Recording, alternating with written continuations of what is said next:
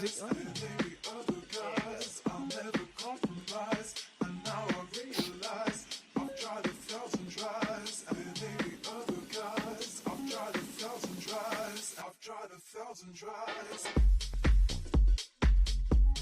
Ooh. Good evening, everyone. A Delta Airlines flight from Minneapolis to Toronto crash landed at the Oh, Toronto another. International Airport earlier today. The plane apparently flipped upon landing, and if you see pictures, the wing and the tail are gone. There's Another no plane crash? four commercial plane crash in the past month. Jesus Unbelievable. Christ. And there's no definitive video on it because the whole is snow covered and there's whiteout conditions at the airport. So all they saw was a sliding fuselage of an airplane.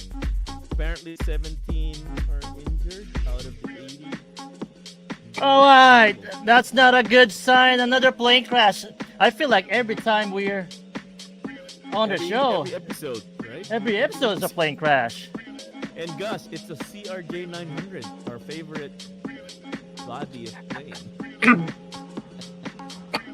It's a smaller one, right? Yeah, 80 people. Made in Canada, by the way. Oh my.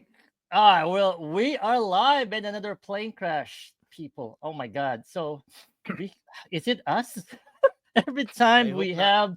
have, yeah, I hope it's not us. Every time we do TGND, looks like we're getting a plane crash. So, how bad is it? Any casualty on No that? casualties, 17 injuries, 3 critical. I think there's a child mixed in there too, which is unfortunate. Too many children are now affected by these plane crashes. So our thoughts are sent out to them over there in Toronto. Hopefully, it's a Delta Airlines too, my favorite airline. So, ugh, God damn it. rough. Every time. Yeah, that's rough, guys. That's rough. Well, hey, it's Monday, so it's the guys next door. Even with the bad news, welcome everybody. Welcome to the Monday show, episode 5 of season 2 of the guys next door. We got some few new first time chatter, DJ Techno. We got Virgil as usual. And now we got a lot of other lurkers out there waiting for the show. We got a good show again today with a special guest. We always have special guests, but I think another fun conversation today. A lot of good content with our special guest. But before we start our special guest, how's everybody doing? How's your week? Gus, you missed last week's episode. Where have you been and how are you, brother? It's been busy. I've been busy last week since we went to Vegas for the weekend, right? You So went I to had Vegas. I didn't know yeah, that. last weekend. Last weekend. Not this Sounds weekend, like a last weekend. Yep. pre-Valentine trip. So Yeah. you during the Super Bowl, you were in Vegas? Yes. Yeah, yeah, yeah. I think most of the Lion fans went to Vegas instead of going to the Super Bowl, because the plane is full of, Hey, lions. hey, hey! It's another season, so you get your shot. I'm looking forward for seeing each other on the NFC Championship next year. Yeah, yeah. But I I but was with believe yeah. I believe Go that's ahead. gonna happen. I think the Eagles are now legit into that dynasty mix. yeah, So hopefully against the Lions at some point. Mm. yeah. Well, I did not make the parade, so sucks because of work. So I asked somebody, okay, so what time next year? That's what I said. Oof, I have to make confidence next year. from I was supposed to go, and then I had to put the fire out at work, so it sucks. So, well, saw it. A million people went. Can you imagine? I think it's twice from the first time we were like on 2018. So, sucks. I didn't see it, but see it on TV. Crazy Philadelphians and all the antics there. the players But though. The players walking alongside and high fiving the fans. That Yeah, was the greatest thing. And one of the scenes was one of the ball boys or something. yeah. They Saquon Saquon. lifted him and put him, with him, and they walked the streets. That's pretty cool. You don't see that from pro athletes nowadays. They have to Yeah. stay on top of that bus. So But yeah, I memorable heard people. some of the players did not speak when they were up there because they're fucking hammered. Like they were Oh hammered yeah. the first street on Broad Street they were on because people are throwing Bud Light cans at them. And the what's his name? The manager got hit in the head and Mm, he has like a big bruise of like a mark of a Bud Light can on his head. So unbelievable. cra- Well, crazy. Nick said forget football. It's hockey season, and what timing for Nick? Great timing. We're gonna talk about the USA Canada hockey Ah, game The our, later on. game, right? And our guest is a hockey right player. All so right, we're gonna perfect. talk about that. You have the perfect guest to talk about the Four Nations tournament that's I going on. bet you he has a lot to say about that. Well, he has a lot to say about a lot of things, so I'm pretty excited. But your weekend, as usual, how's your weekend, guys? My weekend, of course, after February 14th, I don't go February 14th. We went on the date. That's pretty much it. That's the highlight of my weekend. That's it, and then I just rest. How about you guys?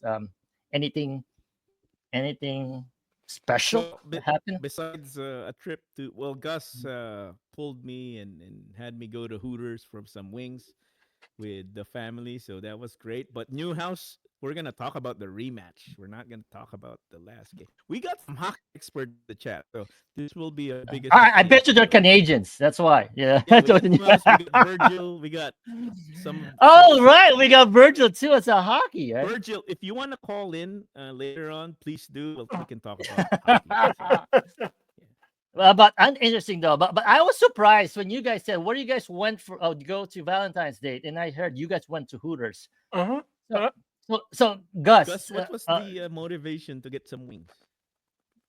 I don't know. It's been a while. I don't like to go to B Dubs. So are you sure been, your wings you're looking for there? Are you yeah, sure the wings? Are you yeah, sure? yeah. And The wings Saginaw. in the Yeah, new. and it's the wings. It's the wings in I the new shorts. They have new shorts. I heard. Yeah. Damn, Hooters There's and new that. shorts. That's you. All right. So let's kick it off for episode 5, The Guys Next Door. Welcome, everybody. We are the guys next door where the talk is cheap and the labs are priceless. All right. Before we start, we always go through this. We go to the neighborhood watch. Here.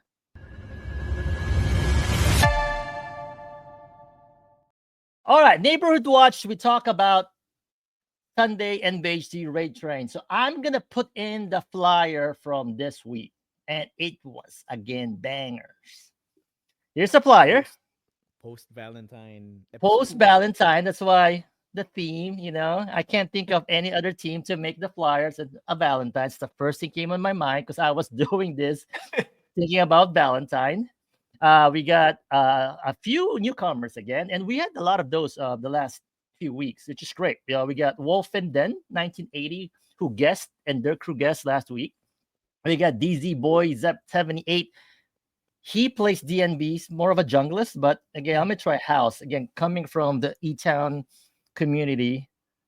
Okay, very good. A lot of different, genre. People trying different genre on NBHD because we're now open format. So awesome to get him on the show. Word to you is, I don't know if that's how you say it, but word to you for me. And everybody's asking for it. It's funny during his set. Brits and Bangers, then Four Deluxe music from Spain. Yeah. DJ Amy Alexander. I don't know if you guys have watched this. Newcomer. No, we did not watch. Tell us.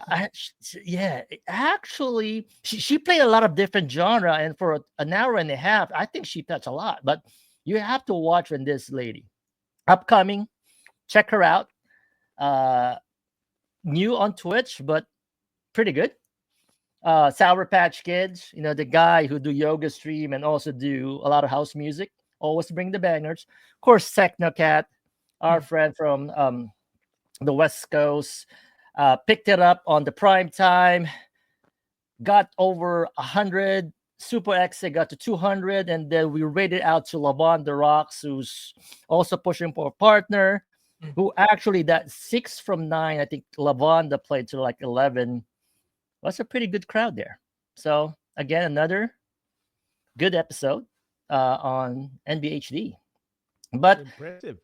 yeah, sound decision though. You're saying something about the flyer before you do that. Yeah, your your flyer is you know, it's very Valentine, but it reminds me of about it reminds me of flyers from my Well, favorite establishments in Metro Manila. So yeah, yeah, that's it's very so Valentine. You should you you should have you put the see discount code. Yeah, go ahead. so you guys got the subliminal message there, right? So that's actually after you said it, it just came to me. Holy shit, this looked like a flyer when you go those the flyer app that they've been doing Valentine's Day in Manila. Valentine's Day, all of the motels in Manila are packed, so they give these flyers, and there's got free um, a lot of different things. I one time when we tried to do it, even the drivers, the taxi cabs has some promotions. Like if you bring in a customer, I think Gus, the drivers will give a free dinner, like a free like ramen, pancit canton dinner, which is Uh-huh. amazing. So yeah, as long as you put in people in there, you get a free dinner. Before we get Interesting. into some trouble, it's just, But That's what 10 doesn't somebody hours, matter. told me. Let's say there's 10 hours is a still lot of time, though. 10 hours, that's That's a lot of 10 hours. I only need 3. So anyway, before we get something else, let's enough. enough of this. That again, NBHD Ray Trade every Sunday. If you haven't played an NBHD, I know there's a lot of DJs listening right now. Please contact us. We love to get everybody on the show every Sunday for 3 years in a row. Contact us, and you can get into the NBC Ray Train. We're working on the next 3 weeks right now, Boy G and I. So hit us up if you want to join in. All right. So that is the neighborhood watch. But now, before we DJ Pat, before you let our guest on the stage, he's waiting anxiously on the backstage right now. Let me just introduce. We have a true legend in the game. Someone who's been spinning the track since the golden era of disco and still lighting up the floors today, whether in some radio station or on Twitch, on other platform. Brooklyn native. He started from Long Island and New York City discos back in 1977. Gus, you were not a tot yet by that year. Spinning everything from disco and freestyle house music. Fast forward today, he's still a strong resident of the Ibiza Stardust Radio, delivering melodic techno, progressive house, classic house, Afro and tribal house sets, and keep the energy alive.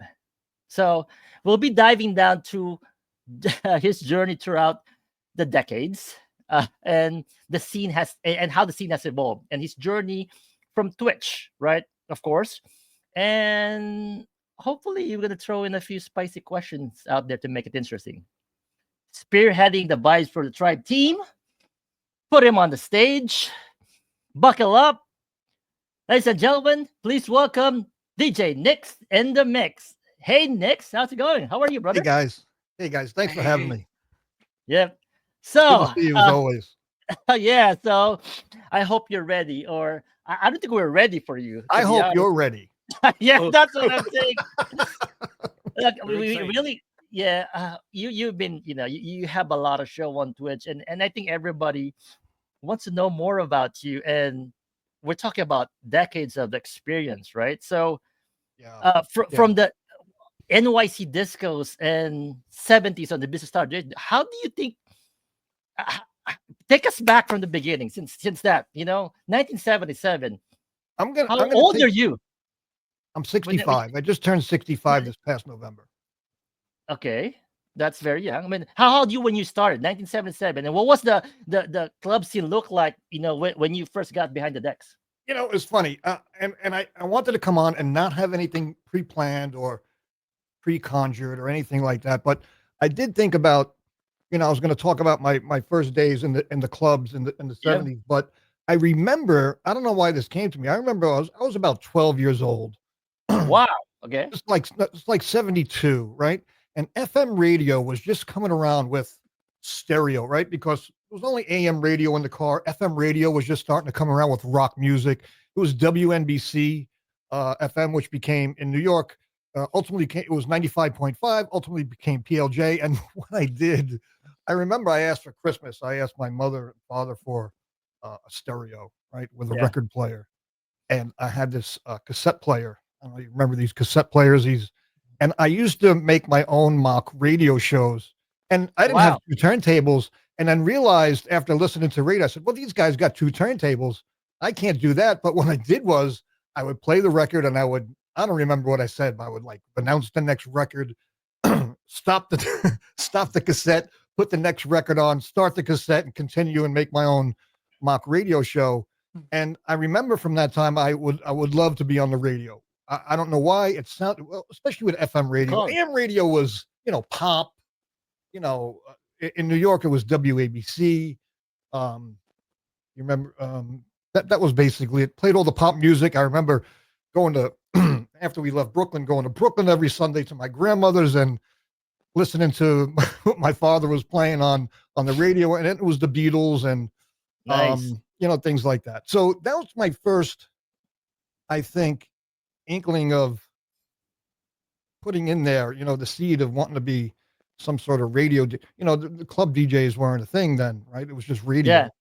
And the really cool thing about FM, the sound was awesome, right? Had this great FM sound. These people had these voices. I have one of these. It's a DBX box. Give you that deeper, FM sexy radio voice. And these guys and a lot of these women had the DJs, they just sounded great. And I just fell in love with it. That's great. That's just a lot of work back then too, right? So when you were starting 1977, you said 1972 you're 12, so I will say around 17, 16 you started. So yeah, what was the feel that then? How did it start? So I was going to the clubs at 16, and in those days we didn't have picture licenses. It was a piece of damn paper. So you could get away with it. I'd go up and the guy would say to me, very good, Joe. And I almost went, who? My name's Nick. So, we'd get into at first it was rock clubs. I was heavy into rock, and in my day it was Zeppelin, Pink Floyd, The Who, Bowie. And then along came Boston and Kansas. This really, I don't know. It was like kind of post London Invasion, right? Because London Invasion was the Beatles and the Stones, and then it kind of evolved into those bands I just mentioned. And I used to there was this really great cover band, and I'll never forget the club. It was Hammerheads in Levittown, Long Island. They played every Thursday. The band was Zebra, and as a matter of fact, they're still around. Wow, they got to be older than me. Original members? Yeah, 3. Oh my God. Oh, and these 3 guys, they were absolutely phenomenal. And the one guy, I'll never forget their names, Felix, Randy, and Guy. Felix played this double neck guitar, just like they did in Zepp. And they would cover Zeppelin like you couldn't believe. And they mixed in their own originals. They were ultimately on MTV. But that was and then in between the bands was the DJ, right? I thought it was like pumped in local radio. And of course, being inquisitive, I had to find out where that was coming from. And long story short, I weaseled my way into the booth and I talked to the guy. I forget his name. It was so long ago. And he let me hang out and watch him do what he was doing, radio station style, get on the mic. And he had that FM voice, and I was hooked. So I used to go and hang out. And at this time, the discos were really starting to pop. We were hearing Saturday Night Fever was coming out. And Saturday Night Fever dropped, and all went berserk. Because, quite frankly, before Saturday Night Fever, disco was on its way out. Oh, is it? Disco basically was, in the inner cities, primarily New York, and the black and the gay clubs. It was underground. The those folks felt safe there. It was just for them. It wasn't mainstream. They could just do and whatever they please. And the DJs started to bring in 2 turntables, and it started to fade. But when Saturday Night Fever came around, just all hell broke loose.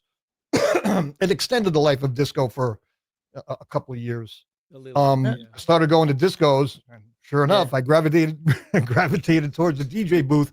Made friends with the DJ who just happened to the first club I went to, and a lot of clubs on Long Island at that time, even in Brooklyn, there were neighborhood clubs. There's none in New York. There were tons and tons of clubs. You hear about the large clubs like, the Palladium and Studio 54 and New York, and Regine's and any of these huge clubs. But, tons and tons of kids like myself were going to these local clubs that weren't small, weren't large. We're talking about 50, 75, 100 people on the dance floor, and they would be rocking, they would be kicking. So this first neighborhood club, and I'll never forget it, the club was called Sebastian's, and some girls from high school convinced me to go, and I'm thinking, disco. I went, I was hooked.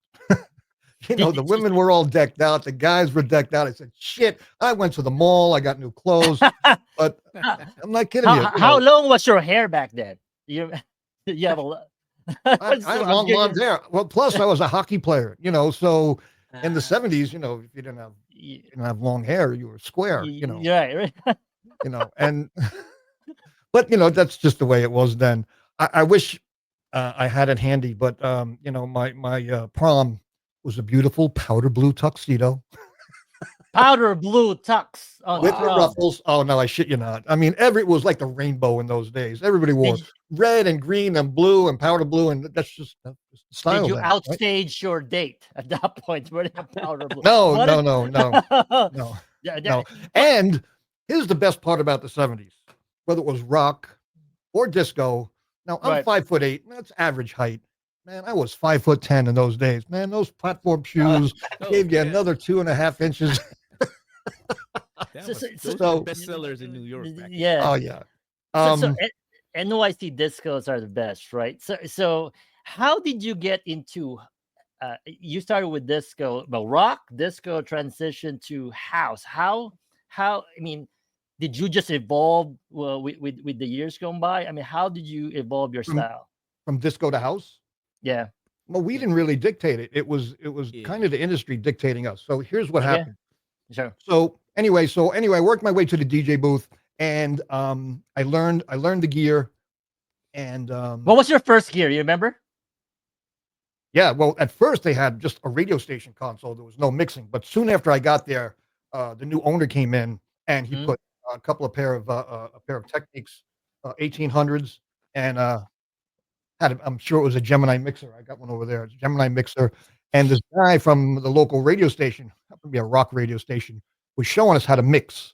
And we would go to the other clubs and hear them and learn and bring it back to the small local clubs. And that's where I really cut my chops, if you will. And then a buddy of mine says, man, you got to check out this Club Escapes. Huge club, a couple of towns over. And I went 500, maybe 600. The capacity was, I don't know, what is the capacity of maybe 1,000. And again, I worked my way in and really learned and fucking stood there. I didn't play a record for like 6 weeks. The guy made me stand there. The guy I mentored under. And were you taking notes or doing that, or just watching and watching? No, it's in here. Music is which I'm going to relate that moment to DJs of today later on when I get to that. But I stood there, but I sucked it up and I soaked it up. And when he said, "All right, go ahead, kid," first I was nervous as fuck. There was 400 people on the floor. The club was starting to thin out. It was getting late, but I went for it, and I did it. I surprised myself, but after that, I went home and I bought the whole shebang. I went to you guys might not know, but OGs remember I went to Crazy Eddie's and got 2 turntables, a mixer. Nice. I got a dual TIAC cassette tape deck that stopped on a dime. I was able to make cuts, started to do Awesome. remixes at that time. I got an amp and a pair of Surin Vega speakers, and that was the beginning of me driving my father nuts because I still lived at home at the time. I was down in the In the basement, basement, Just- right? just down in the basement cranking tunes, and that's all I would do. I just sit there and I don't want That's- to. I guess I say practice, and I hate that word today because when new DJs ask me, I always say to them, "Don't practice, experiment." Though, Yep. you can't practice a mix, or you have can't to do feel that it. because once you Yeah. practice something, you want to take it live, whether it's Yeah. streaming. It just don't work for me anyway. It's just got to be. You got to feel it. Feel. It's got to be Yeah. organic, and um, and that's and I always felt it didn't come hard for me. I mean, 4-bar phrases in my head were just in my head. 4 Just beats of automatic. 4, I just knew where they were. Yeah, it's That's awesome. like- And with it's records, instinct. Yeah. it was hard. Yep. And that's probably people These gonna things learn. are not quantized, which is why you always see DJs with one hand on the record, spinning it up, slowing it down. Even if you pitch that perfectly, they're not, because they weren't done on electronic equipment in the studio. They were done with real live musicians. And as great as those real live musicians are, which kind of gives real live music its soul, right? It's not uber perfect. It's not. Okay. So never on that time. made it difficult. That really, that's where we used to say, separate the men from the boys. Anybody could play music. Anybody could slide records left and right. And even today, even with the technology and beat match, I don't hear a lot of good mixing today Mm, at all. And I don't really blame the people doing that. They just haven't been tr- under the Trained. right, I guess, under the right wings, or if you will. And then, when you say something, well, you're the bad guy. Oh, you're gatekeeping and this and that.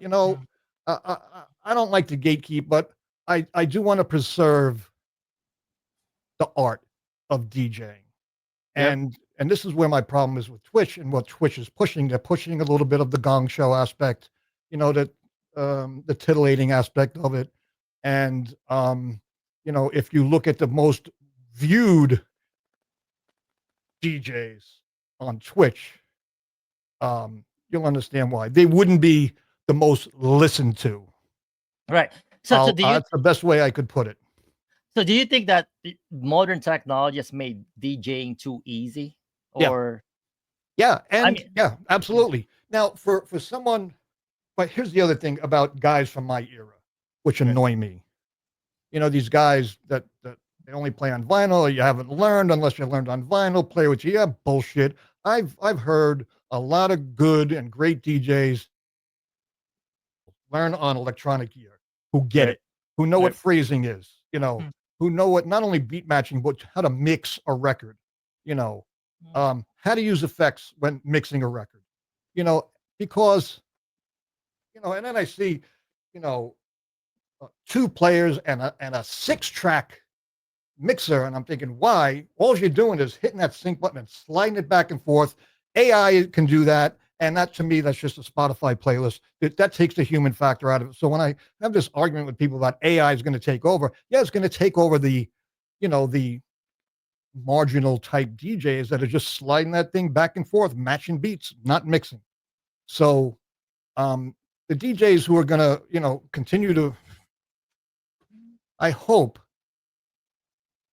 it was a great quote from Mojax. I don't know if you've heard of Mojax. Yep, I hope yep. you have.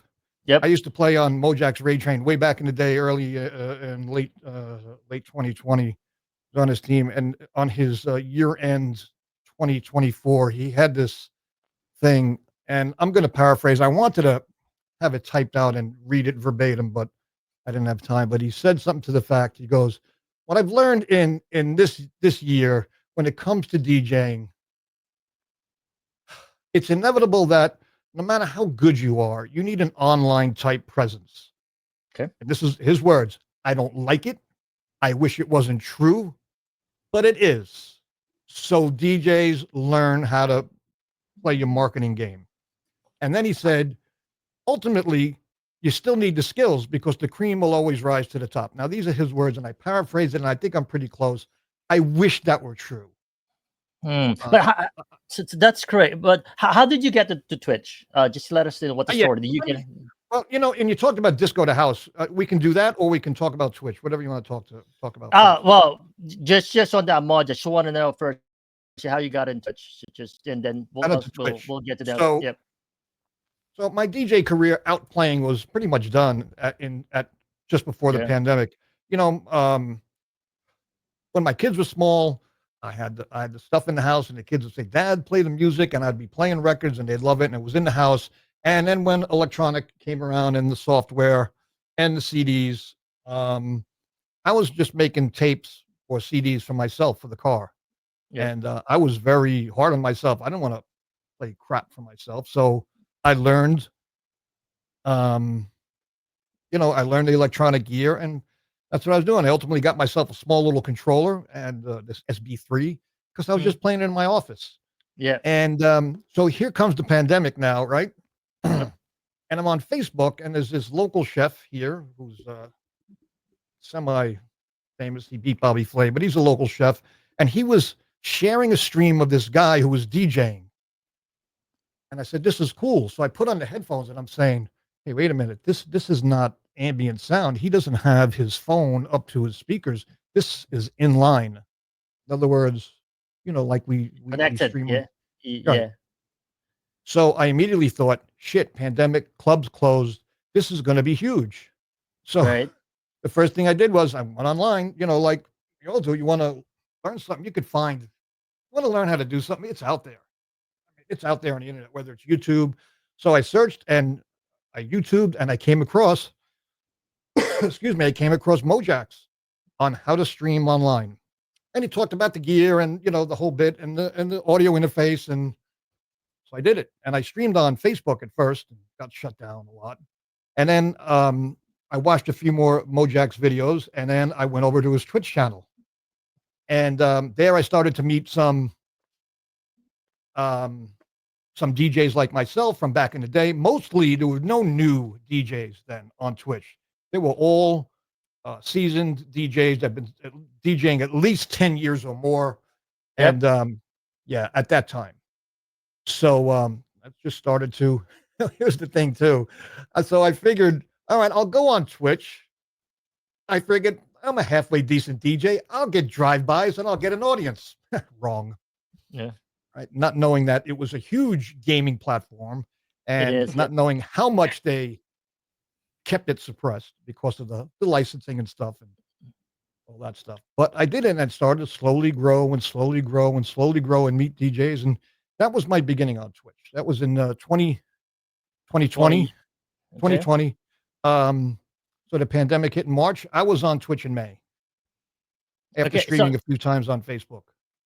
So I'm gonna kind of circle back to what we discussed about talent, right? So just going back there, obviously, Twitch community versus a talent debate. I know you kind of hint on that one.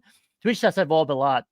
You think it's becoming Twitch on the DJ? I know they have the DJ group right now, or whatever. The program. Do you think that program? Do you think it's becoming more of a community engagement rather than a pure DJ or musician talent? Oh no, it's divorcing itself from what DJing is. Can you expound more on that? Why do you think that is? Well, because DJing is an oral medium. We used to go to the clubs. You don't know who the DJ was. Sometimes you knew if he had a name, right? I mean, I used to get, and in Long Island, after I was doing a couple of summers at this huge club, Escapes, in Nassau County, and I was doing some summers out at the OBI on Fire Island. I got recognized at the mall. Now, we had no cell phones, no internet, no nothing. And, as a 20-year-old, having girls wave to you on Hempstead Turnpike, "Hey, aren't you the," that's, just remember when you were 20, guys, when you were 20, remember? I don't. It was cool. That was cool. I mean, but I was recognized for what I did. not for how I looked, not for because most of the DJ booths there was a window. You noticed the DJ sometimes, but most of the time you just heard, or the club had a reputation of having a good DJ, or there was a lot of It's looking girls at there, a lot talent. of guys there, or whatever. Yeah. The club, there was a lot of things. It wasn't just one thing, but Yep. any one of those things failed, the club wasn't going. All of those things had to be clicking, right? The guys had Yep. to be hot, the girls had to be hot, there had to be good dancers, there had to be good Good music. DJs and good music. Yep. All of those things had to come. Oops, excuse me. All those things had to come together, right, for it to be a hopping club or a good night spot. I do have. And dancing was a real big thing back then. Oh, it is. I think well, Oh, there was dance that's- contests like every other Yeah. month. like that's Bell. Oh, that's great. I do Pat, have. I do have a take. I do have a thought here.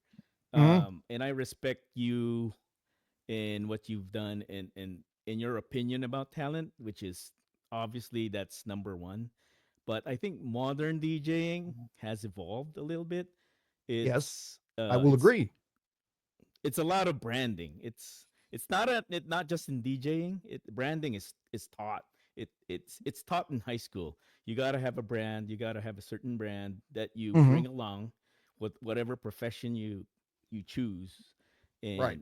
obviously, I've seen the old school. I've seen the new school. I had to evolve my own skills, but uh, sorry Here's about the where mic. Yeah, the talent level maybe is not that important anymore, which I disagree with. But branding comes in, how you look. It's no longer yeah. dancing. It's all facing the No, DJ and looking at him, and well, look, that's just the thing. I think it's the modern way of doing it. There's still some talented people, but it gets easier. That's why there's more stuff you should be able to do. right, and there's a lot of reasons for that too. Part of it's Yeah. the music industry itself. Yep. And I agree with you, and I like to think I've evolved. Well, first of all, by trade, I'm a systems engineer, computer engineer. So when Mhm. this stuff went digital, I was like a first grader on a field trip. Mm. You know what I mean? It's like, wow, this is cool. What other cool stuff? And not just for the sake of getting cool stuff, for getting cool stuff to make it sound the way you want it to and make it do what you want it to do. So I mean, I'm full blown It's right in electronic. front of you. I mean, It's right like in the front of me. mo- I've incorporated Roland boutique mixers. I incorporated a multifunctional guitar pedal and a MIDI keyboard hooked into a laptop that's got Ableton with eight eight synthesizer racks. Number one, that's cool, but that on itself being cool doesn't do anything if you're not using it. And I say this all the time: if it's not up here, if it's up here, I'm using it. It's going to get used, Right. because the music is so readily and easily available. Everybody's playing the same stuff. Back in the day, we were playing the same stuff. We only had so many records, right? Right. I go to the store on Friday, and I was lucky enough to be one of the favorite DJs with a bunch of my buddies. We'd go to the store, and they would have our stuff behind the counter before it sold out. Yeah. Well, there's a lot of, including you guys. There's a lot of DJs in the chat also. That been DJing for a long time. Any Yeah. classic or like DJ technique that you guys think that should never be lost, even with the digital tools available today? Are you guys still using any of those techniques, like classic ones that even like with the powerful tools that we have right now, they shouldn't be lost? And are you still using it nowadays? And anything like that? Well, I know Virgil's out there. He's OG. I'm looking at the chat. Kenny's out there, Mr. DJ Yeah, Kenny, who I've yeah, become. big So, C2. here's the good thing about Twitch as well. Yeah. Here's some really pluses about Twitch. I've never would have met guys like Kenny, and I've met Kenny in person. I've been to his house. He doesn't live far from here. Chopping it up with Virgil and these OG DJs and these other DJs in this area. Oh, my girlfriend mentioned DJ Haribo. He was the very first DJ I met here on Twitch. He was from the UK. He was my first follower and my first raid. Wow. So I have to mention him. He's not on Twitch, but he does UK radio. Really cool dude. Funny, one of the funniest guys I know. again, the good things about Twitch, I'm going to mention, and I'm going to forget somebody, and please slap me. Maybe Danielle can help me. Groove Sector up in Toronto. Yeah. I got to meet and play on the same stage with him, and Nice. it would not possible if I'm not on Twitch. I got to meet also another guy. His name's Mike. Infiltrate 808. Yep. Couldn't make it to the show that night. The guy waited in the hotel lobby where I was staying so he could meet me. I mean, what an awesome, and gave me the little mini tour of downtown Toronto.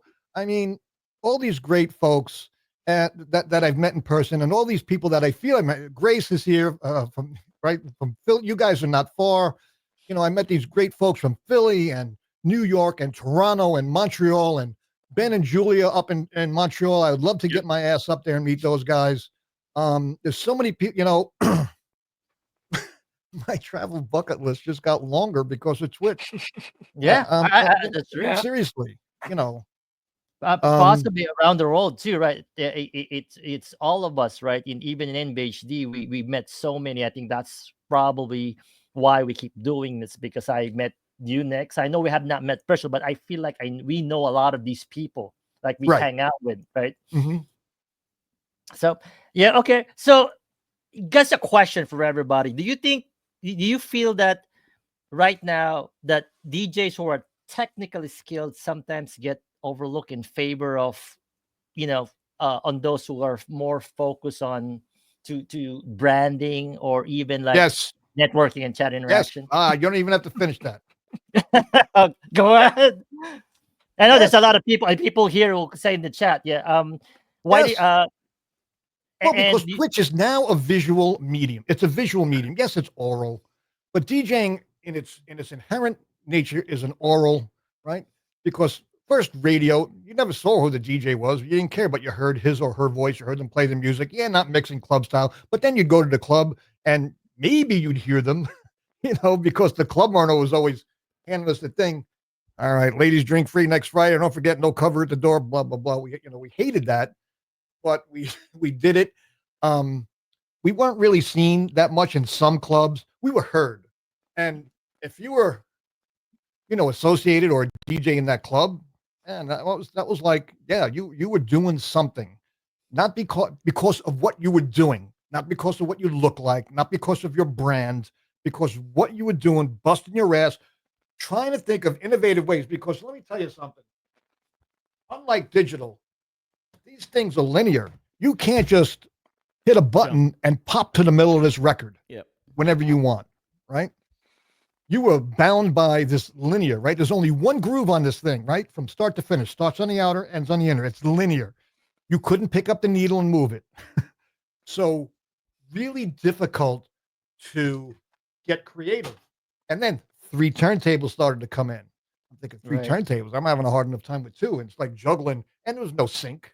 It was like juggling, like juggling cats. But if you wanted to stand out as a DJ and get the gigs, you had to perform. You had to do it. You had to sound. The crowd had to go, wow, because you'd hear that sometimes on the dance floor when you banged in a mix or whatever. You knew. You could just knew because one of the things that is lost on streaming just by the nature of what it is that as a DJ, usually we were a little higher up. Most of the time you were 2 steps up. Sometimes you were up in the ceiling, but you got to see the whole club. So you got to see how the people on the dance floor are reacting to what you're playing. And if you're not watching who's not on the dance floor, you're a fool. You want to watch those people who are, they want to get out there and whatever you're playing, you can see it's hard to explain, but reading a crowd is reading more than just a dance floor. And hey, we missed a lot of times. I mean, put on a record, this is gonna kill them. Yeah, it killed them. It killed the fucking dance floor. The owner was happy because the bar was full. But but do you guys think that I get what you guys are saying. I mean, that's the artist part of the DJ. But why should that be lost? Just because we now have social media and we have digital stuff to make it easier. Why should that art be lost? I'm not saying someone tried to give me the It, the merits it of shouldn't be lost. It shouldn't be The- lost. The well, thing, it is let because me I'm ask told, the well, you yeah. know, If it's we're like talking almost about like we Twitch, don't care that you kick. let me ask all of you, where do you guys listen to Twitch? Most people listen to it through the phone. So if I Never. mix technically, if I'm doing four decks and doing all these whatever, stuff, FX and whatever, most people won't hear what I'm doing. Well, if they know the music, see now back in the day too, there wasn't as much music as there is today. Also, so that makes it difficult because that was the other thing. At one point, we were dictating what was being played on the radios early on Long Island, mostly in New York, it trickled on to Long Island a little bit, and then it kind of switched, right? Radio dictated what we were playing. This was after Saturday Night Fever.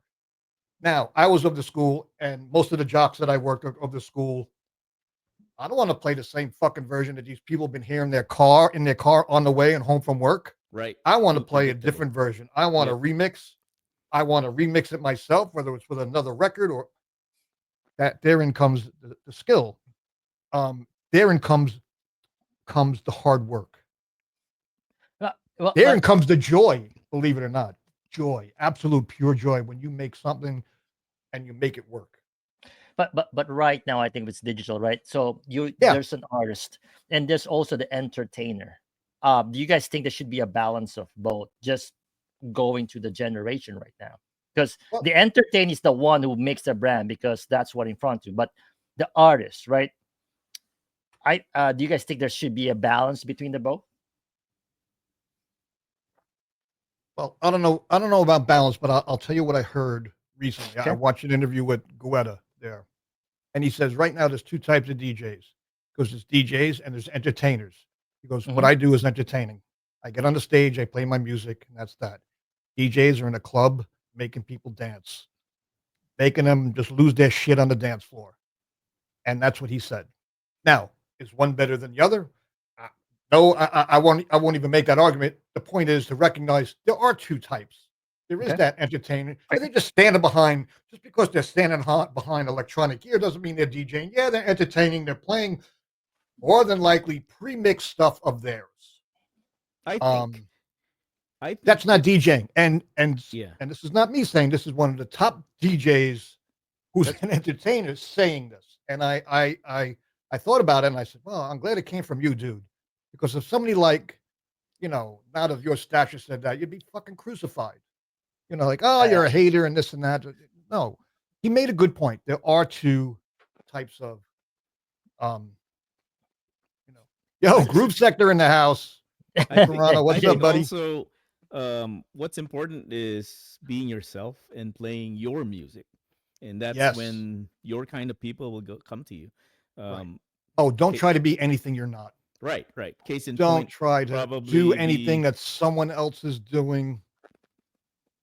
It won't go. yeah, So yeah.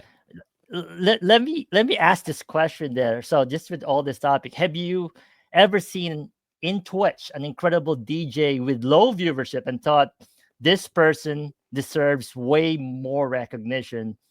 And what More do you think often was than you about? think.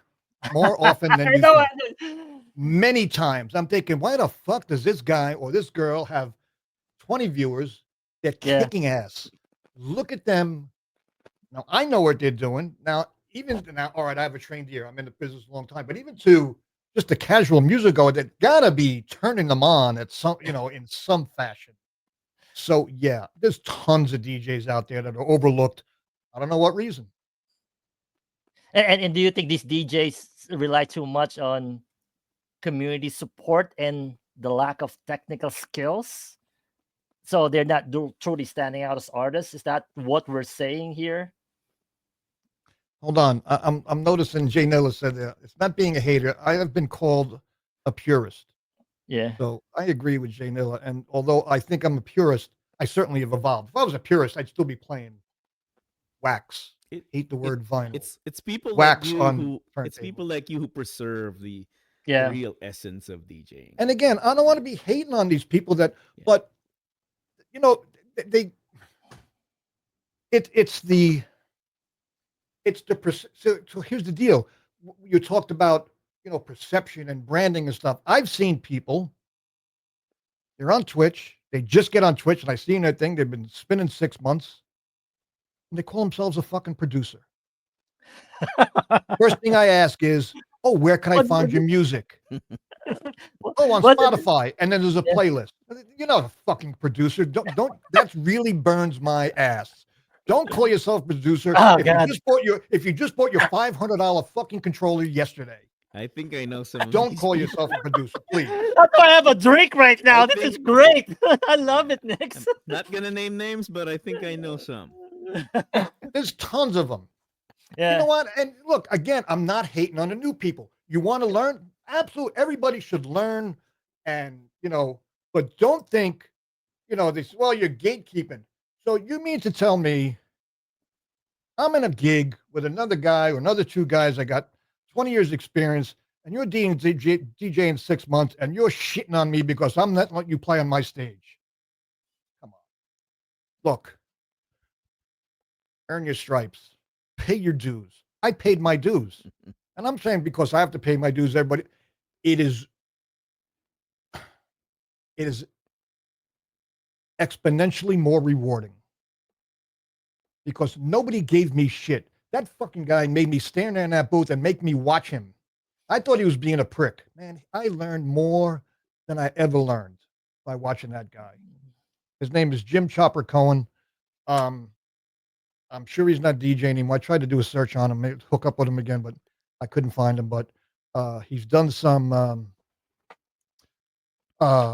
he's worked with some record labels and stuff like that. Right. This guy was just great. What a great mentor. And I was extremely lucky to stand there like a jerk in that DJ booth and just watch and learn, and then, smoke cigarettes, have drinks, in those days, we smoked everywhere. We drank everywhere. So, yeah, hopefully I answered that. No, you did. You did. Well, speaking of earning stripes, I know we have a lot of, people in the chat right now who definitely earned their stripe. You see Big C, you got Mike Freak there, you got Group Sector. Mike Freak's in the house. There you go. Yeah. So, I totally get that, totally understand that. But Jay Nella, I love you. in Twitch, though, right? Especially with Invasion, we got different kinds of people, right? Mhm. The new generation, right? I mean, what is your standard? If you guys, the purist, what is your standard of bringing something fresh when you see somebody new on Twitch? What makes you say, "Oh, this guy got it"? You don't know that guy. You have here. I mean, what is that? Yeah, and that's happened to me. I've stumbled across somebody and said, "Shit," and then all right, I'm thinking, all right, what's making him? So I yeah, I dive in. What is he or she doing? You can tell when someone has an IQ for it.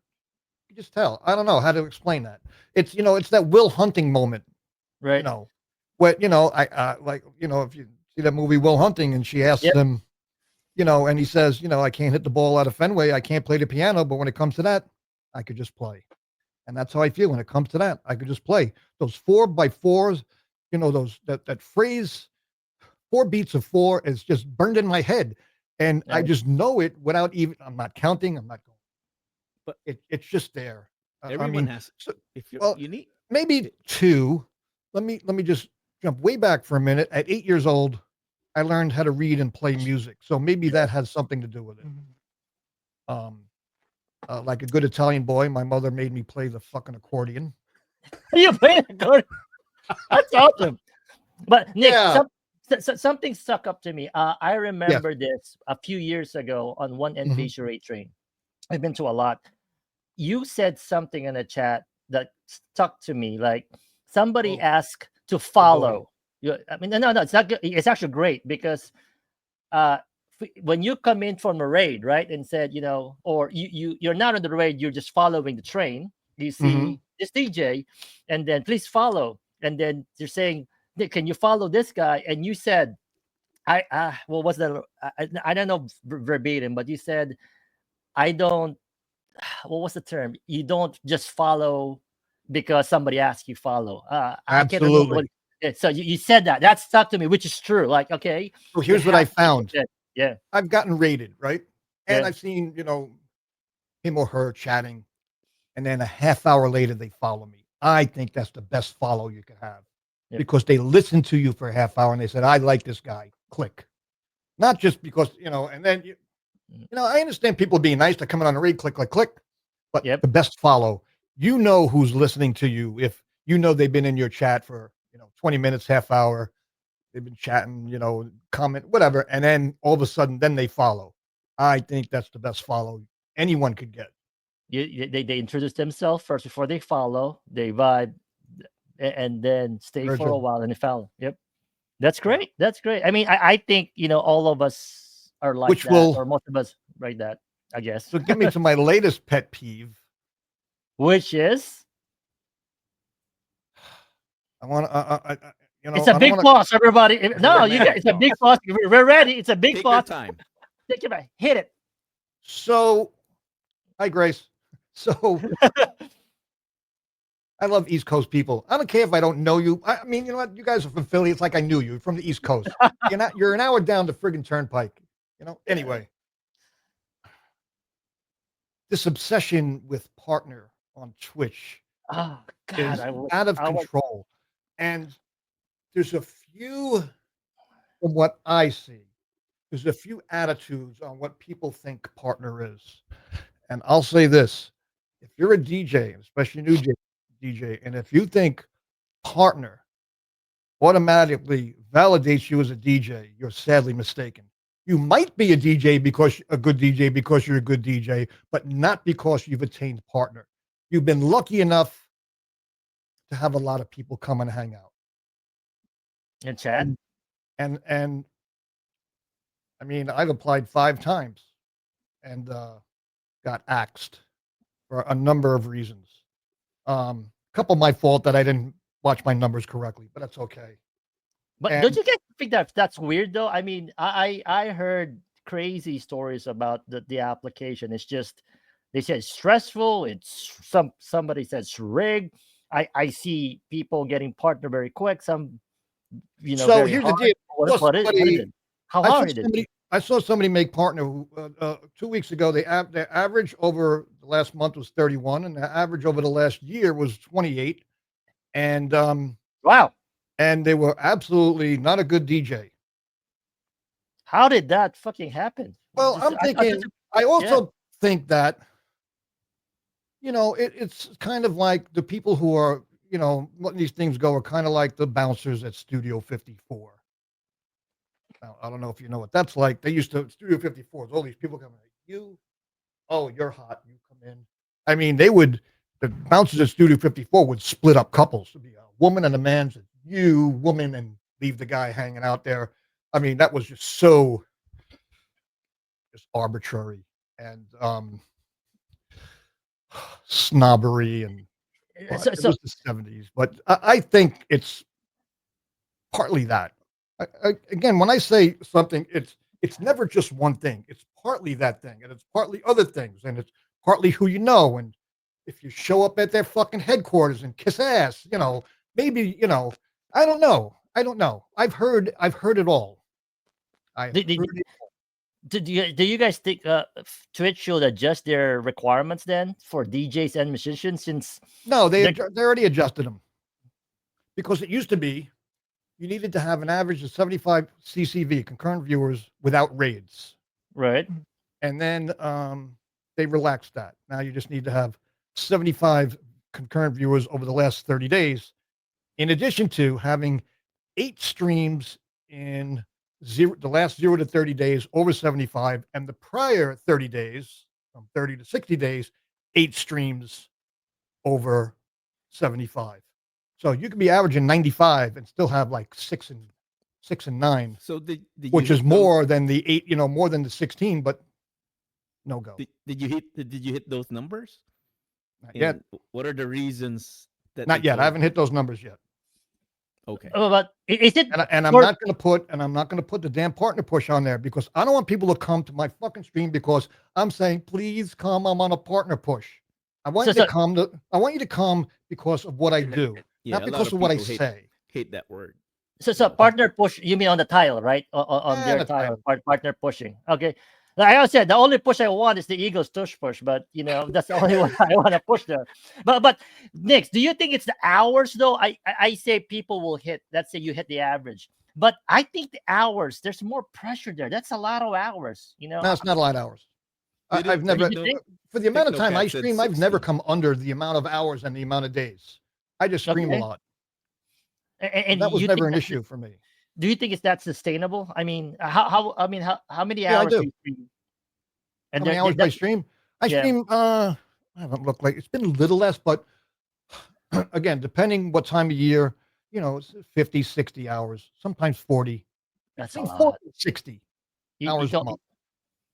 And well, I guess, I mean, the reason why you're doing it is you love it, right? I mean, sometimes I feel like, and I saw this a lot of people who were partner were on that average, and then after they got the partner logo, they slow down. I mean, is that burnout? Is that burnout, or just I got it? The compliment is there. It's like a game. You beat the boss the last stage, and now. Again, it's not one thing. It could be. Could that be part of it? Yes. Could they say, oh, "Man, that was a bitch." All right, now I could just chill, or I stopped begging people to come on a partner push, so nobody's coming anymore. They're not coming back because whatever. Maybe they don't like what you're doing, or maybe they do like what you're doing, but they like somebody else better. It's hard to say. I mean, the Twitch viewers.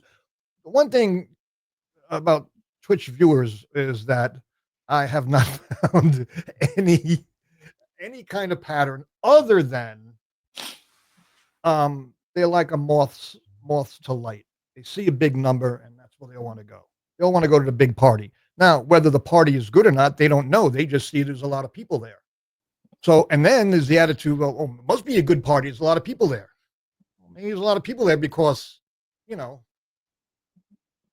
there's a lot of booze. Somebody's bouncing around. Unfortunately, my pair is below the waist, not above the waist.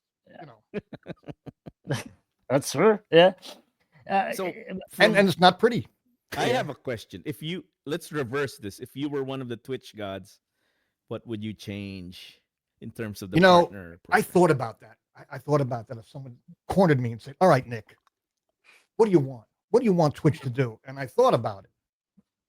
How can you quantify talent? How can I tell you that his love for I'm going to go back. His love for the Beatles is better than your love for the Rolling Stones. There's no argument whatsoever. It's totally subjective. So there's nothing. However, I do think that Twitch does glorify the carnival like atmosphere of a stream, where that should be downplayed. I mean, I saw a guy who was shooting fucking fake money out of a gun.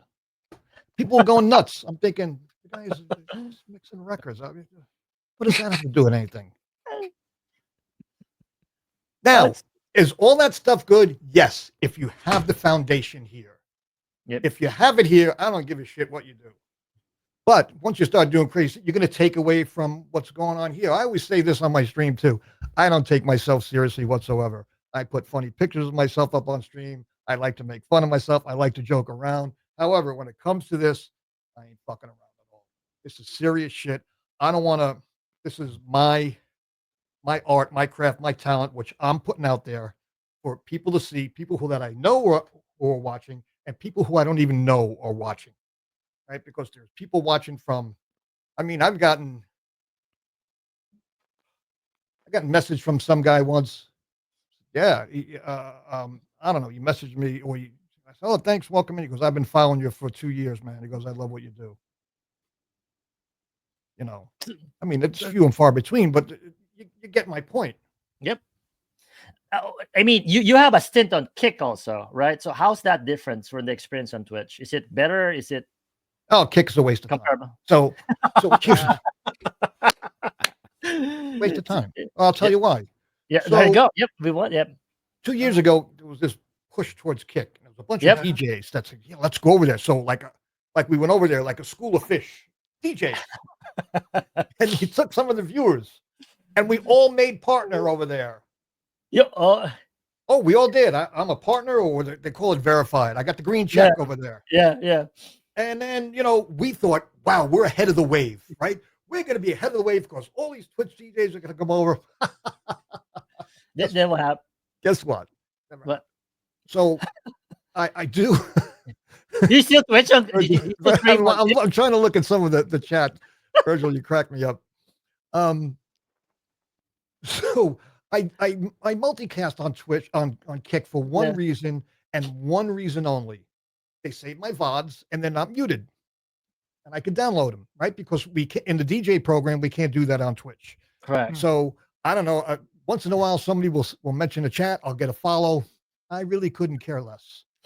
I'm only on Kick to download my VODs if I want to and make clips. Yeah, it's not copyrighted. Yeah, copyrighted. I'm gonna go there to save. That's smart.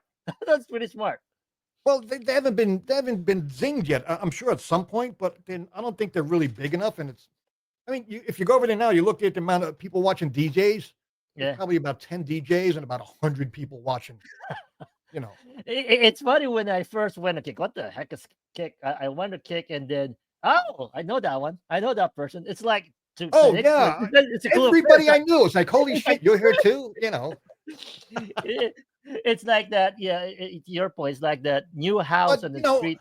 There's a new party. Did we know what it was going to be? No, but how could you dismiss something out of pocket without trying? Right?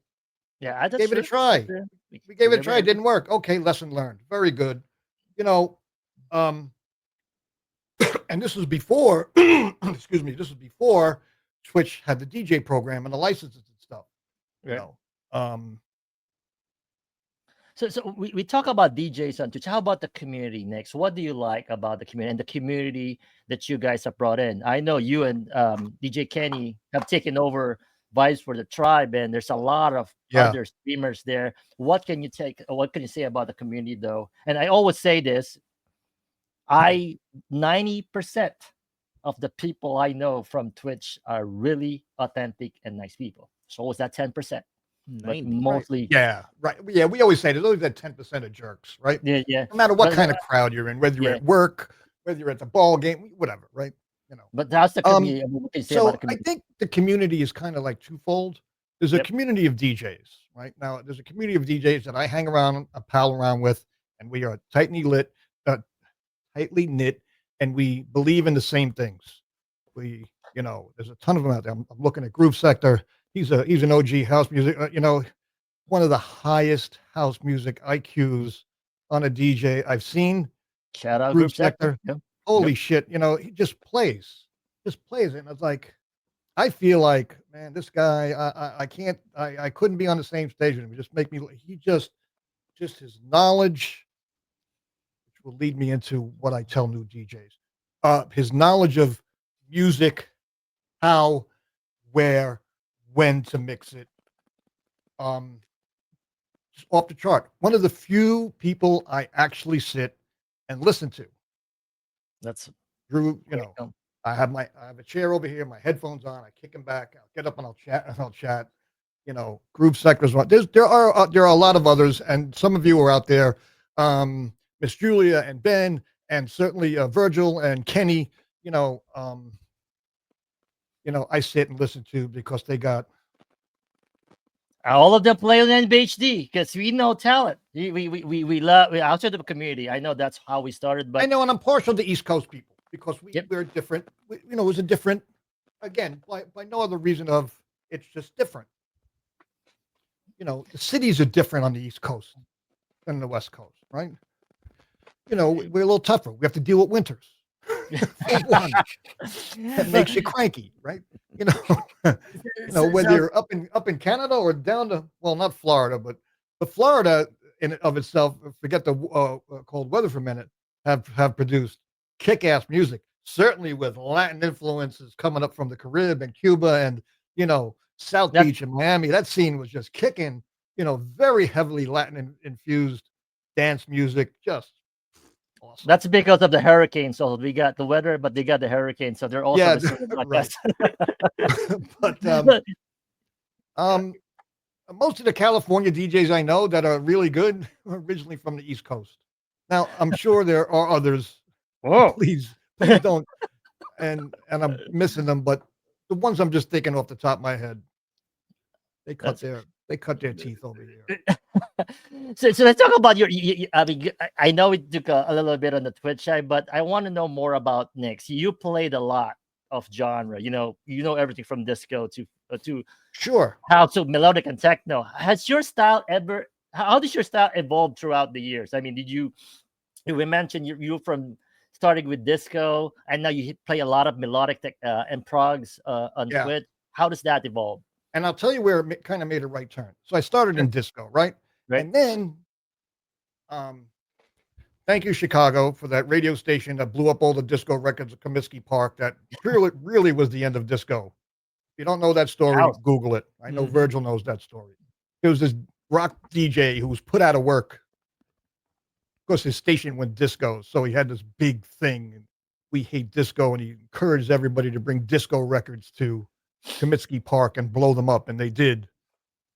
And there was a lot. If you watch, thank you, Jay. You from Chicago.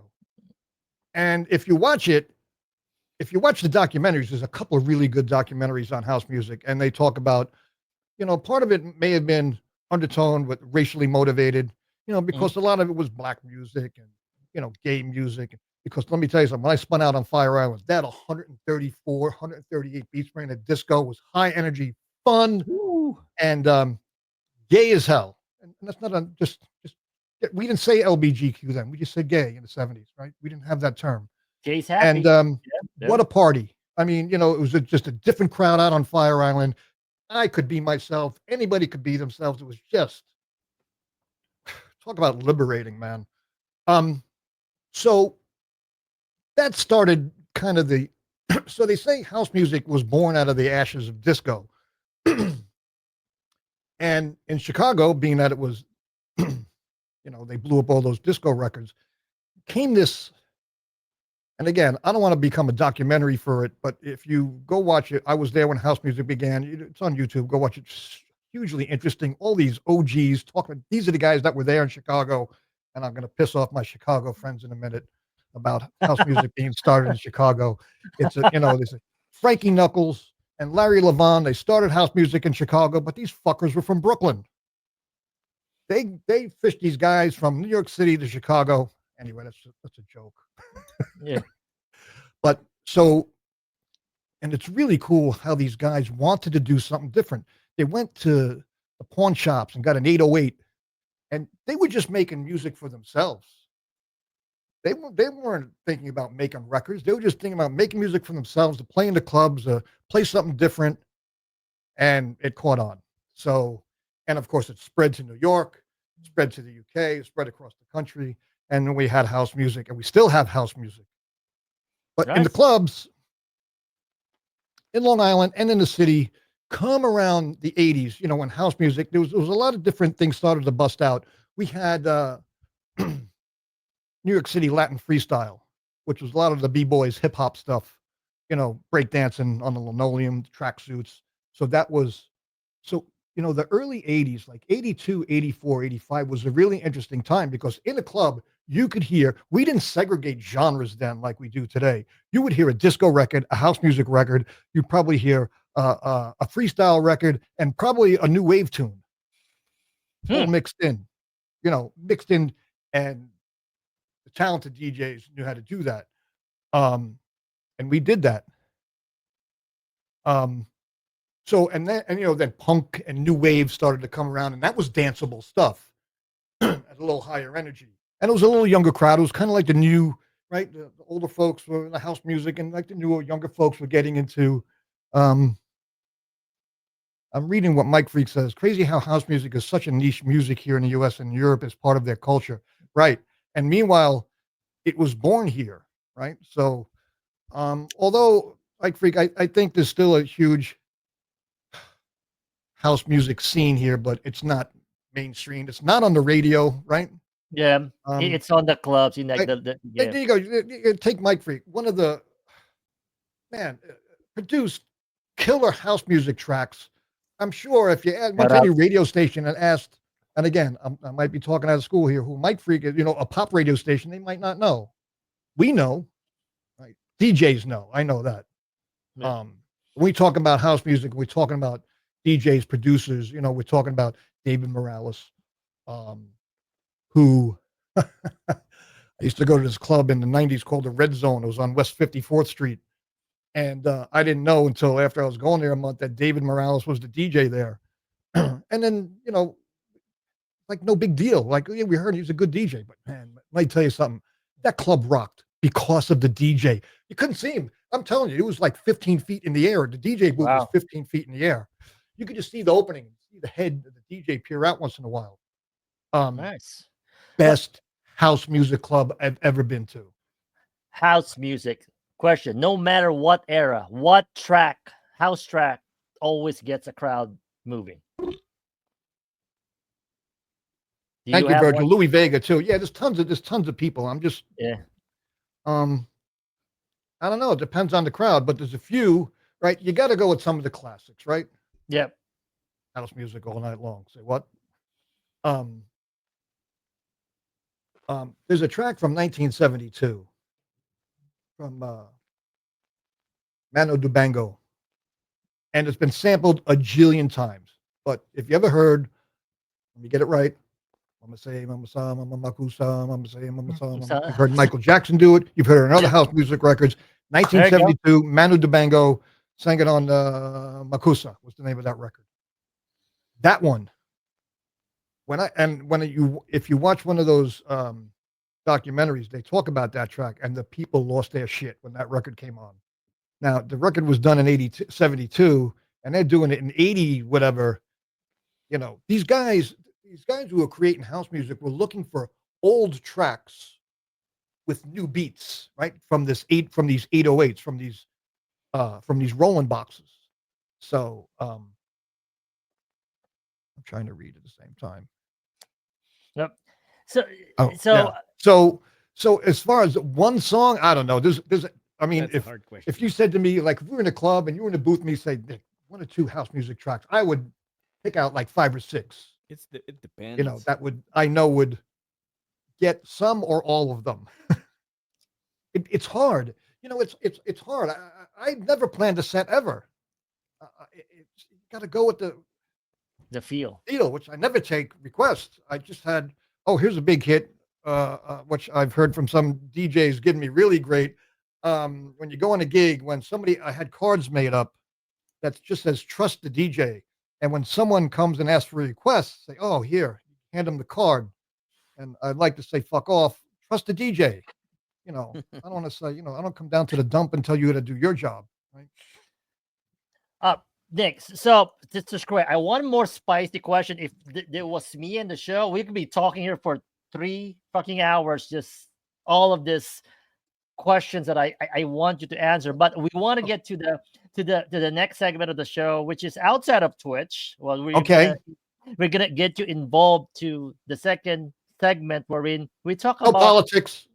No politics, right? Okay, sound decisions. I don't know about that because sometimes we go there, but sound decisions always prepare questions for us that we want your take on it, right? So this is the part wherein we call it beyond the neighborhood, where we talk about social media, whatever outside of Twitch, and see what DJ Pat has in store for us.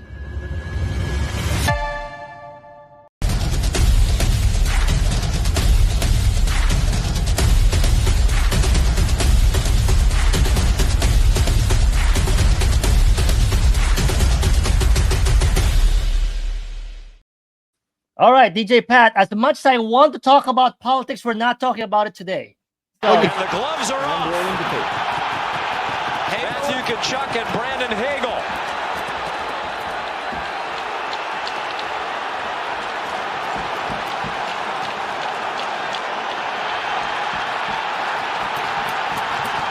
Hagel from Tampa Bay, Tkachuk from Florida. Did not see this coming.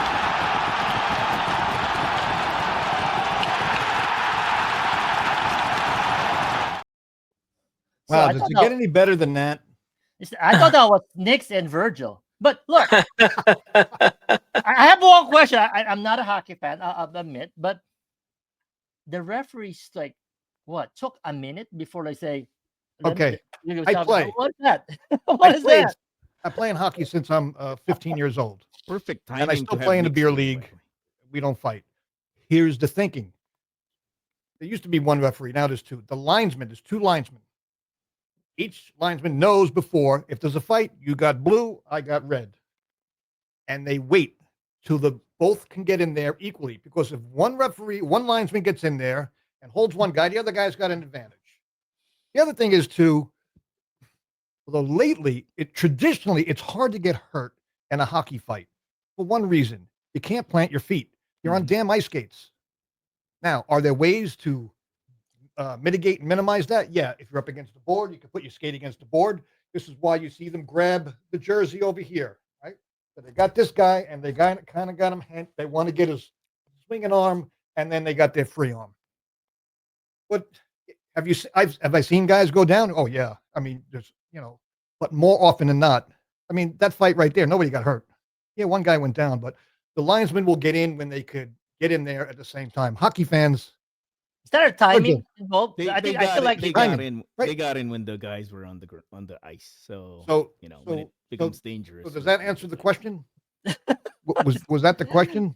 It's, Mr. Coops, this if you did not, well, there's a whole highlight film on this. There's 3 fights in 9 seconds, Okay. and you will not see that in any sport except You won't. three fights in 9 seconds. Well, do they as stop soon as in as between? soon as the puck dropped, Hmm. they started fighting one Part of after hockey. the other. 9 seconds of game time, and the Right. context is, and this is not going to be political. The context is the U.S. national anthem was booed, which I totally expected it would happen, and the emotions are very high with the political climate, and Right. this is Oh, what happened, yeah. and it's fun. Now, here's the deal. We'll just touch on politics a little. I know I've met a lot of Canadians here on Twitch. Yep. Most awesome people. They're all riding around on mooses, drinking maple syrup, and they're very happy. That's a Bill Marge. Bill Marge. No, and I see no reason for the American people and the Canadian people to be at odds at all, because we may have assholes for leaders. So yeah, was that fight generated from that? I don't know, but I will say this: fighting in hockey, sometimes when you got equal players and it's a tight game, you want an edge. And I'll tell you, part of the edge that I had, that I wasn't necessarily big, but I was fast. But I knew how to chirp. I knew how to get under guys' skin. I would chirp a guy all fucking game long. I would chirp his mustache. I banged his sister. Your goalie sucks. Whatever, whatever Whatever you can. hockey use. players chirp. Go YouTube and watch chirping You- hockey players. Oh, they'll do anything. Now, some guys just lose their shit. They can't take a chirp. Other guys can, and then you just let it go. I can't. Nobody can get under my skin because I know what they're trying to do. They're trying to get me off my game. So a lot of hockey and a lot of physical sports is intimidation. Right. And hockey, fighting is legal. Get 5 minutes in the sin bin. You feel shame, and you get free again. I would love to have Nick's girlfriend put a command on your stream called !chirp. That would be awesome. That's a recommendation. I would like to see that next when I visit. All right. That's And you want me to just whatever you want. You throw put it random chirps, with huh? random chirps. I would love to Or see that. you want me Yeah. to say it when the command? Well, actually, you could say chirp, and that's like a signal to say something out of that language. Yeah. That would be awesome. Well, I Well, used it to could be do this. redeemed. Yeah. I used to do this when people are kind of enamored with New Yorkers, and I don't know why. Maybe you've never been here. Maybe you've just seen what we do on TV, and Yeah. so as a joke, and I'll tell them, look, I'll give you my best. How you doing? Or my best. And So Coops, you know this guy Dom Irera, Philadelphia. Yep. Okay, he's got this thing. To catch Italian phrases, forget about it. Yeah. Definitely. You know what I mean? Yo, Yep. who died and left you, boss? And my There's- favorite is, oh, fuck you and the horse you rode in on. That used to break people up. Meanwhile, I just grew up hearing that on a daily basis. Oh, I love it. Hey, Yeah. we gotta move on. So Yeah, move hockey on. it is on Thursday. It's gonna be a rematch between Nice. USA and Canada. So Yeah, now here's the thing, because I was sick this weekend and I talked to my father earlier and he said, Oh, did you you see didn't the game? even- I said, no, I was in bed for 2 days. Hopefully, is there a replay I could catch on TNT or something like that? there must Hopefully be. I can catch- Yeah, I'll try it to has find to something be. and send it over. Yeah, Yep. I want to watch. He said 9 seconds, it was 3 fights. I said, oh, my kind of game. Love it. No, yeah. All right, All right. move on. Let's move on to another thing over the weekend. Sports was kind of busy over the weekend, and we witnessed this. Oh, that's probably that's the only freaking highlight of the NBA All Star. I know not a lot of people watch NBA anymore because of a lot of different shit happening, but this one took it. This So is the highlight. Yeah. this is the highlight. Even the This is the All Star highlight. game was just ridiculous. Like too Did many. he like jump that. on a trampoline? Was he on a trampoline over that guy's head? No. No, he wasn't. What he No what he leap trampoline. himself on? The guy's back or? The guy's head. He would jump on the car. So there is a version of this few years ago with this other guy, but he jumped on the hood. But this guy went backwards, pumped, and then jumped on the guy's head over a car. This guy turns his body in the air, and I have not seen that from other dunkers. And what's his height? 6'2" on a good day. 6'2". Yeah, so it might be 6 feet. Without those shoes, he's probably 5'11". So this kid can jump, and you know what? He's earned more from winning the 3 dunk contests than his Throughout his career. basketball Career. All salary. right. Let me ask you something. How old is that young man who did that? Mr. Coops, you would know. He's He was Yeah, probably about usually 18, usually- 22, maybe. 20, 23, 24. Yeah, because he used to Yeah. play for the Sixers when he won his Ah. first slam dunk. But still, oh my God, for 6'1", this is like the Spud Webb of this Is that all he generation. is? 6'1"? Yeah, Yeah. 6'1". You think Jordan could have done something like that in his heyday? I Well, think you don't so. want me to get into that debate about Jordan because I did. That is a tough conversation in this household. Like Here's the behind. Here's the Oh, behind now I see thing. from behind. Yeah. Wow. Jordan That's impressive. is the GOAT, and McClung is a professional dunker. So Yeah. that's the difference. This is what he does. He and I don't think Jordan will try that because you get freaking injured could with get that. hurt. You get hurt. He But- he hit it. Talking about the All-Star game, how do you like the new format, Mr. Coops, the tournament style? I think Okay, they're doing what they can to get the ratings up, but I think they're doing failing. it backwards. I mean, we all watch 80s basketball, right? 80s basketball, early 90s. That is our generation. It's just different from now. I think they're trying too hard to get the crowd back, but it's not doing it. That's Sadly. just what it is. Yeah. moving on.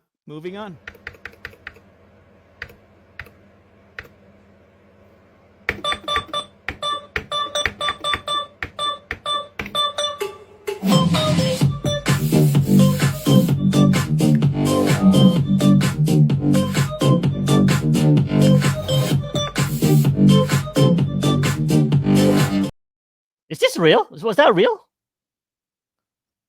It looks real. So from reports, it says that it's a CDJ 100 from back in the day that was restored, and the innards of a CDJ 1000 Mark 1 was, they had to do surgery and they put the parts on that shell. So that's how they made it work. That explains the screen, but But from the video, you could tell this thing was gutted, and they just used the shell basically. It's pretty cool though. I thought it was real when I Gus, saw what it. do you but- think? I think it's a simple electronics. Yeah, I don't know. They probably flashed it and put the new It's a LH on mod, right?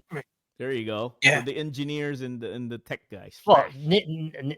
Nix is, with- what do you think about that? You think you can mod any of your old gear to do something like that?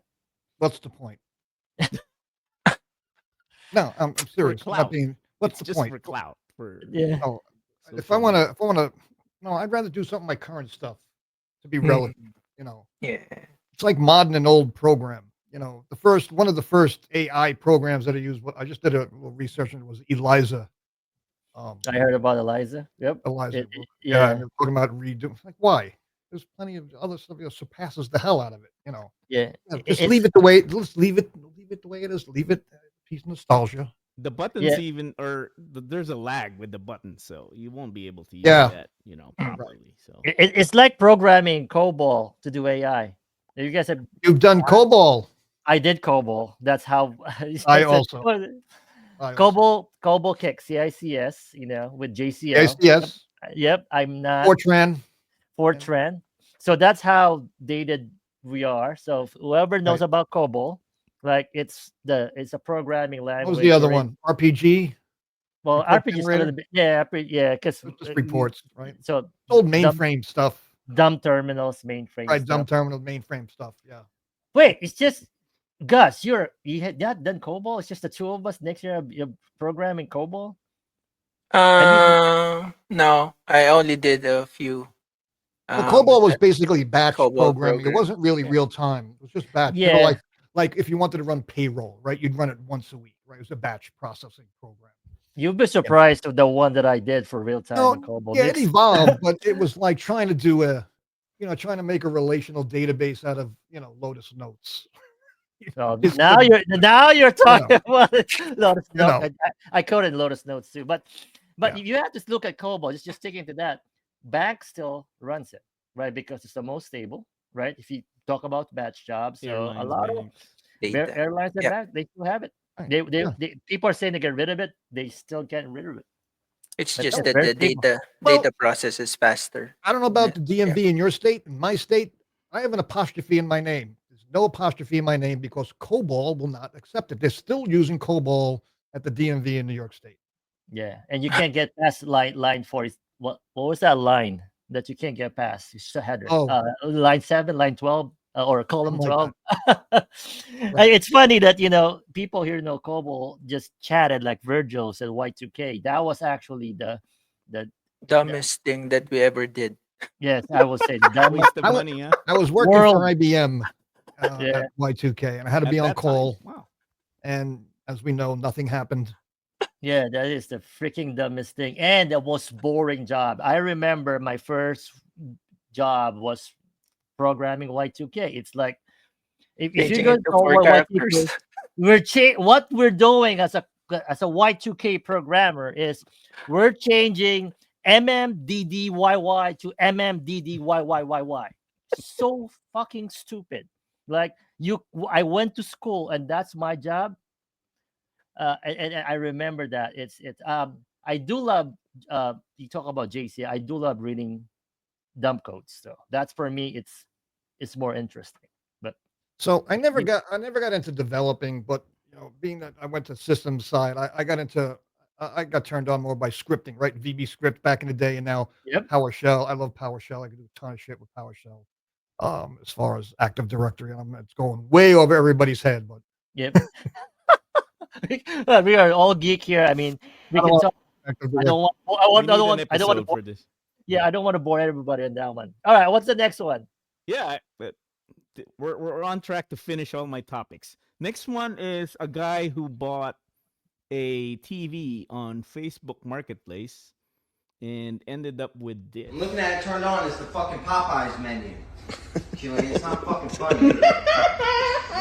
Hey, bro, what are we ordering? What are we ordering? It's not fucking funny, bro.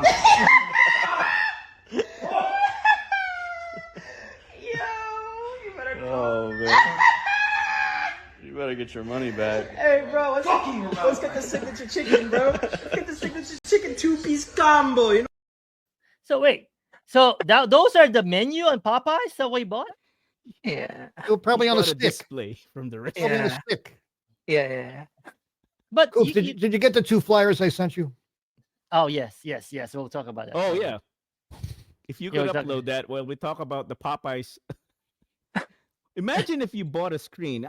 You bought a TV, and I got a great deal on a 65-inch, and you It get can't be home, burnt you in. turn It's it got to be on a stick or something, right? Yeah, yeah. Well, I'm surprised about Unless that. it's like it's locked. Like that's the only thing it can display. You can't lock a TV, can you? I don't know. Maybe Well, maybe It's a dumb they display. A TV is a dumb display these days. I- You plug in an HDMI, you plug in a cable, whatever. I don't think. No, I think you just don't know how to do it. But you know these videos. Some of these videos are staged nowadays, so we'll never know. Right. All right. What else? But before While we go you're to this there, I have a top 5. All right, this is gonna be fun. I don't know, Nix, you might not be able to relate. We're all from Manila. At some point, we lived in Manila for many years, and I remember the smells of the city. And I have a top 5 smells from Metro Manila. All right. Honorable mention. Smoke belching from jeeps, buses, and tricycles. What year was this? right now. It goes on I think forever. right now you still have right it. now. Yeah. Interesting. I remember that going to school or even like going to work, you smell like this when you get. It's crazy. No, not yet top 5. Another honorable mention: barbecue on a stick that's being grilled on the roadside. Well, for me, I like that, but that's the dirtiest shit you can ever eat. But it's the best shit you're gonna ever eat. Which is we have a theory here that all of this is because it's great because that's why they taste really good because there's so much dirt in it. Because the smoke from the jeep, buses, and tricycles are Probably is. smoking the barbecue, right? That's probably it. Yep. Number 5, Recto Avenue. Anybody been there? Smell They like call it pee. Recto Rectum. Yeah, it smell like pee and poop. I remember that. Recto Rectum. All right. Is that the top 5? No, would that's be- number 5. Oh, that's number 4. 5. Yep. Number 4 is garbage juice from garbage trucks. You remember Garbage that? juice. Like Well, when the juice is pouring out of the garbage truck and it's going down the road and your car is stuck behind one of those garbage trucks. that's. I don't think that's indigenous to Manila. I've That's like experienced that in New York. It isn't indigenous to Manila, but the 90% humidity will. Oh well, yeah. it sounds like Nick. Sounds like what? Somewhere in the East Village. Sometimes I do walk down and smell Be that shit. anywhere in a hot, stifling New York City, All right, even I out on forgot Long to- Island. Forgot to play the sound effects for these. But number 3 is any public toilet. Well, that's also the subway in New York. That's true. That's true. I don't know if you guys been right. It's like you're never been to a New York subway if it doesn't smell like something like that. But man, any I was public gonna say, toilet- Coops, you've been in the city, right? Yep. Been in New York.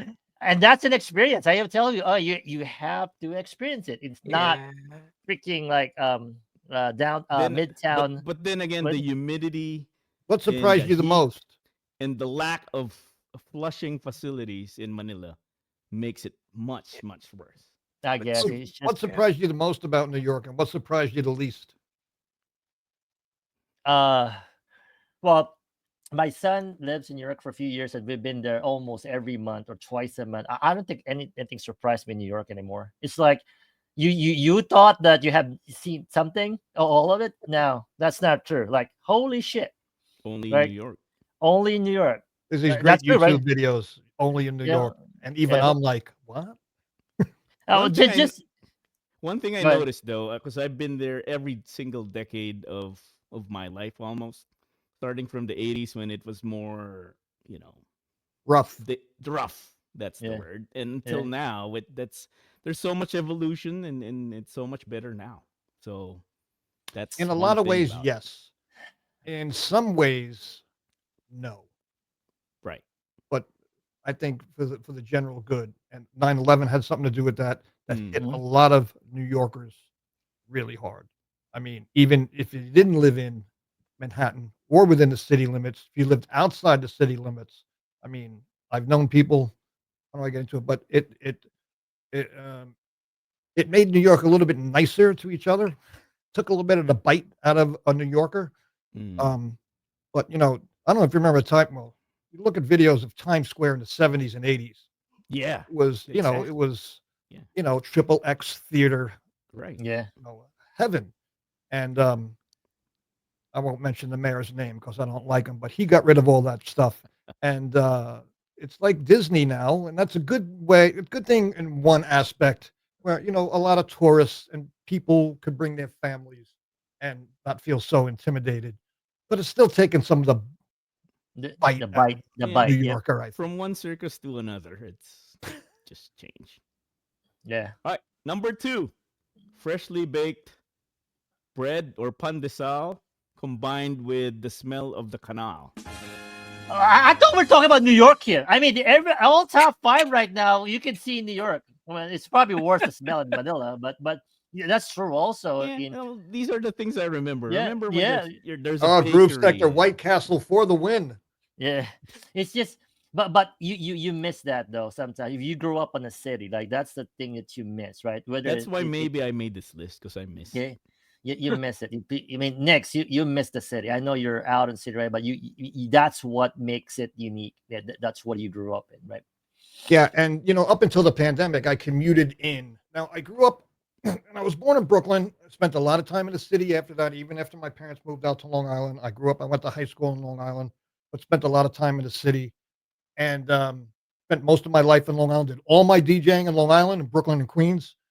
Brooklyn and Queens, although a part of New York City, is still part of the physical Long Island. Right? If you look at the map, but it's still the city limits. Right. I now live north of the city. I live in the Hudson Valley, so it's just a northern suburb. But up until the pandemic, for like 20 some odd years, I commuted in every day. I loved it. Commute started to grate on me a little bit. Metro North, Poughkeepsie is the last stop. But it was a nice ride in. It was no stress. I got to Manhattan. It's sometimes it was walking distance. Sometimes it was subway ride. I mean, I got to work. I had my dream job for a while. I got to work for the Madison Square Garden Corporation. That was really cool. Um, and so I just missed the city, man. That's it. Yeah. The It's city it's is, the anticipation of getting to the city when you commute to the city. Yeah. Yeah. Because the energy is yeah, much you would just higher. turn yourself on. I mean, you have a purpose. If in the Yeah. morning, you get off the train, right? Just look at everybody. Everybody's going somewhere. Nobody's meandering. Mm. Yeah. Nobody's Like, No, oh, no. where am I going to go now? it's different. Everybody's going somewhere, right? Different in Manila though, because as soon as you leave your door, everyone's meandering and talking Well, in and the middle of the drinking. day, after the tourists wake up and they hit all, Times Yeah, in the middle Square, of the then yeah, there's a lot just of stay away. that. But rush hour both ways. Yep. Number 1 smell from Metro Manila is the Pasig River after the rain and the sun is out. That smells bad. This again going. I don't know how Hudson River is right now, but it's the same, right? I don't know if we planned this with Nix because New York and Manila, but hey, we all at the end of the day we all love that, right? The I love the city that we grew up, parallels. yeah, the city we grew up with, it always cuts us back to that. I'll tell you what, I've been to a number of big cities around North America, and inherently they're kind of the same in that it's an urban area. Mhm. They all have their quirks. I mean, New York is New York. Boston is Boston. I love Boston. I got a chance to visit Boston more than once. Stayed more than a week a couple of times. And this is when I don't drink anymore, but I used to drink. Oh man, I had the best time with those guys, especially when I told them I didn't like the Yankees. but then I brought up Bill Buckner, and then they weren't my friend anymore. But I've been to Toronto, and what a great city Toronto is. And I told my friends up there, I said, but you all downtown Toronto, you guys got New York City traffic. Yeah, And they the go, but Toronto they traffic, and they yeah. told me, yeah, the construction. I said, well, any big city's Hey, got construction going on. I mean, any big city I've been to, there's construction going on somewhere, right? 95 in Philly has been going on for 20 years now. I can't I've been to finish it. Philly, and here's what Coops, I want to tell you what I did when I went to Philly. I did not go to the two places for the Philly cheesesteaks. I didn't go to Oh, the no. tourist traps. I went Gino's to the and place. I didn't go. I went to this place. It was under the bridge, under the highway. Maybe if I heard the name, I would know. Anyway, my wife at the time says, we're going to go to the real place. I said, well, that's where I want to go. Because when I traveled, I never went where the tourists went. I wanted to go where the locals went. And we went where the locals went, and there were local Philly folks there. And I was like, wow, these are like New Yorkers with a different accent. It was like really cool. And I forgot the name of the place. It was this cheesesteak place. It was underneath overpass of highway. That's probably Jim's. Maybe. Yeah, was a but number of that's the years thing. ago, but- Yeah. But this is where cheesesteak in Philly. Well, you can't. It's hard to get a bad cheesesteak in Philly, but don't go to Pat's and Gino's, right? No, I But didn't. they're really good. And I knew They're that. really when you said that, you're right. You go to somewhere else in the city because they probably have the best ones. It's Well, like speaking you can't get bad pizza in Brooklyn. You can't get bad bagels on Long Island. It's every place has got their thing, right? but the locals have it. But Nix, so what do you gave me something that I want to show people, and Yeah. I'm very happy you still have this because this is a flyer. I'm going to show it from I'll tell you the year. It's 2022 rather. 2022. Your first That was ever. my first NBHD. Yeah. Where is he at? It- 3 p.m. Guess November who's after 20th. him? Sunday. Guess You've who's always had after it on a Nix in the Sunday. mix? Go ahead, Nix. No, I was just saying it was on a Sunday. You always had it on a Sunday. It was my first NBHD. I'm a pack rat, man. I got every friggin' flyer. They're in a folder up on my OneDrive. And when I was doing this, I wonder if I got that. So I went and I said, That's when was great. my first one? I don't know. I had to go search through every one till they stopped. Wow, look at these people. backwards. Well, you know what's funny here? 4 p.m. You're ready into Sound Decisions. That was MNL Sound is Sound Decisions' old handle. Right. So yeah, you're actually rated to Sound Decisions there. And we're doing a show today. And we're doing Yeah, a show there. That's full just go circle. back. Yeah. 2022. 2022. Wow. November the 20th. Yeah. So And look at this roster here. because we do 1 hour, right? I mean, these are some of the OGs too, right? Wow. Jones Creek Brewing. And I think I that sent night. you the next one too from a week later or 2 weeks later. I'm not sure. The other one. This one is December 11th. Okay. This- A couple the of weeks one- later. Next, and look at this. And so lineup. here's what's cool. Look, there's Vernimal who's still around, Solar Live, and DJ Federico Z. I'm palling around with groups like I've known forever. We Dance One, Salem Halloween Girls. Vernon Right. Mull at night. Yeah. Right. Oh my I God. don't know them that well, but I've seen them around. Yeah. Vernimal closing it up. These This are is OGs awesome. of the OGs. Here's a funny story I'm going to tell you about Vernimal. We were on Kick, right? When I was talking about back in the day. He was kicking ass so bad. There was somebody from Kick in there who gave him the green check on the spot. Oh, that's what he told Midstream. me. I don't know. Did he tell you that story? I don't know if he's He in told, here. But he told me once that, I remember, wow. Because we were talking about there. We were all there. He was, it was that group of people. And there was this guy, Crayon, who was a gamer. And he just loved DJs. And he would go to the Kick staff and say, check out this guy. And I was on their front page one time. And he they made Vernimal the On the green spot. check right on the spot. On the spot. On the spot. It was awesome. We were all going nuts. It was great. God, that was awesome. It's funny that things that just pop in your head when you see a name, right? Yeah, it's just the community that we have. It's great. Well, sound decisions. That's it for the segment of the show. Now we Yep. can go to our We can move favorite. on because we- the smells are getting bad. So this is next. This is the last segment. We want to include you. This is actually where a lot of people are actually working, and we can go back to spicy question because this is the section called No Dumb Questions, where some or the audience can ask questions to us, and we all answer, or maybe we could get it back to a more spicy question. I do have one question, but I Okay. want to do this first.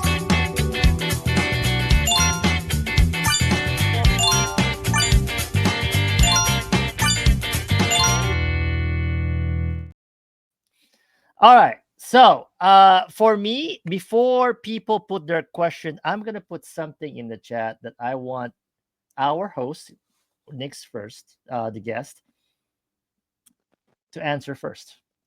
Okay. So that's the question. Oh, Jay, what am I in for? So, question is, what's one thing people assume about DJ that just isn't true? Oh, jeez. Well,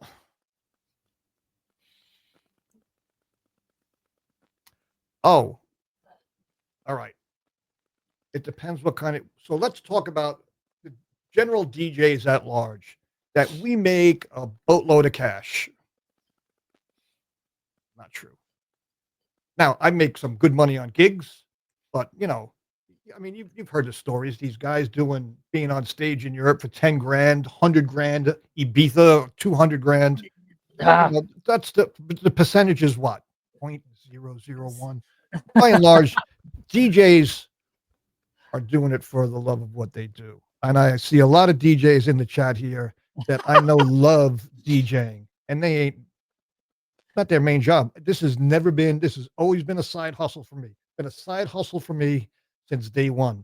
And if it ever became a job, maybe I wouldn't like it so much. I don't know. I thought about that. That's true. Somebody asked me that once. That's I true. said, I don't know. I can't answer that because I never went down that road. But I think Because people might assume we just make boatloads of cash, and we have groupies banging on the door. how you about for- you guys? Thank you for playing. Yes. For me, I guess I'm not a DJ, but I guess they always assume that a DJ always had a side girl or a girl on the side. Always, that girls are always going to the DJ. You have a groupie, like to what Nick said. You always have a groupie. Well, in No, the like a 70s, side, like A side another piece. girl. Oh, in the 70s, a mistress. Yeah, what I'm saying? yeah. A side. in the 70s, there were booth bunnies. What's a boot bunny? Oh, the booth bunnies. Booth bunnies. I've heard a lot of stories. Oh, everybody all the chippies wanted to know the DJ. Yeah. They all wanted to say, I slept. They with the would DJ. be I know in the the everybody booth. wanted to know the DJ. The bunnies would be in the booth, under the booth, on top of the booth, and on the Oh, side of the booth. let's go to the 70s then. That's good. Wow. Well, my That's answer would a lot be of- the same. My answer would be the same for the 70s. So I Nick, think we made a lot of money. So the question was, which era would which you? side? Yeah, that the 70s would be the answer. Well, my question is, which side did Nick pick? Under, side, top? Because that's a lot of bunnies. You have to understand too that wet t-shirt contests were the norm early on in the night before on a Wednesday. A norm. There'll be the wet t-shirt contest at 8, go on for 2 hours, and then the club would, and then also came around male dancers. That was a thing. When I remember one time they were having Billy Dean's all male review, and I was DJing that for the first time. I'm walking in the club, the place is packed. These women, middle-aged women, I'm like 20 now, pinching my ass. I was walking on the way to the DJ booth. It was wow. But my answer would be the same in the 70s. They probably thought we made a boatload of money, and we didn't. Well, there's a bit of money. Probably, how many girls did you get? I don't know, 70s though. Nick's girlfriend, please cover your ears. You don't want to hear this?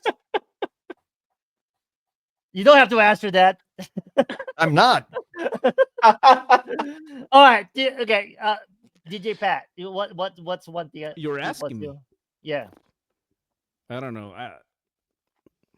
I don't know what isn't true. I know what's true. I think a lot of DJs are shy, and the reason why they pick this kind of artistry is they just want to be behind a deck and hide from the audience, thus avoiding using the mic and all that. Not if somebody's pinching your ass. I think that's to me that's the truth. Like, I want to hide behind these piece of equipment to keep me away Okay. from the people as an introvert. That would certainly be true back in the days where we just had DJ booths before streaming. Definitely, I know a lot of But DJs. now you're front and center, and you can't hide. I know a lot of DJs that are really quiet guys, really talented, but really quiet. Yeah, I would. I understand. I think that's true right now. Even in Twitch, I think it gets another level. That's why people just want to. There's no people in front around, and the good ones I know they're very shy in nature because that's their alter ego or something like that. Right. Okay. All right. So I found out there's boot bunnies, and I heard that group sector 1 and under. So what's the next question? Gus, do you have a question? Yeah, you have a question? I saw one here from Infected Underground, I think. I'm just looking at there's one question. Where is that? What was your favorite era of DJing? What was your favorite era of DJing? Go ahead, Nix. Wow. I mean, all of them for different reasons. I can't pick one. I mean, obviously, I'm nostalgic about when I started in disco. It was a magic time. There's a lot of things we didn't have that we have today. We didn't have ATM cards. We didn't have cell phones.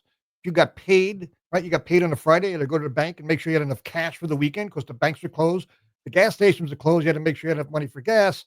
And not to be funny, we had no AIDS either. We had no sexually transmitted diseases in the 70s. Yeah, there was, the clap and gonorrhea. You get a shot, but it was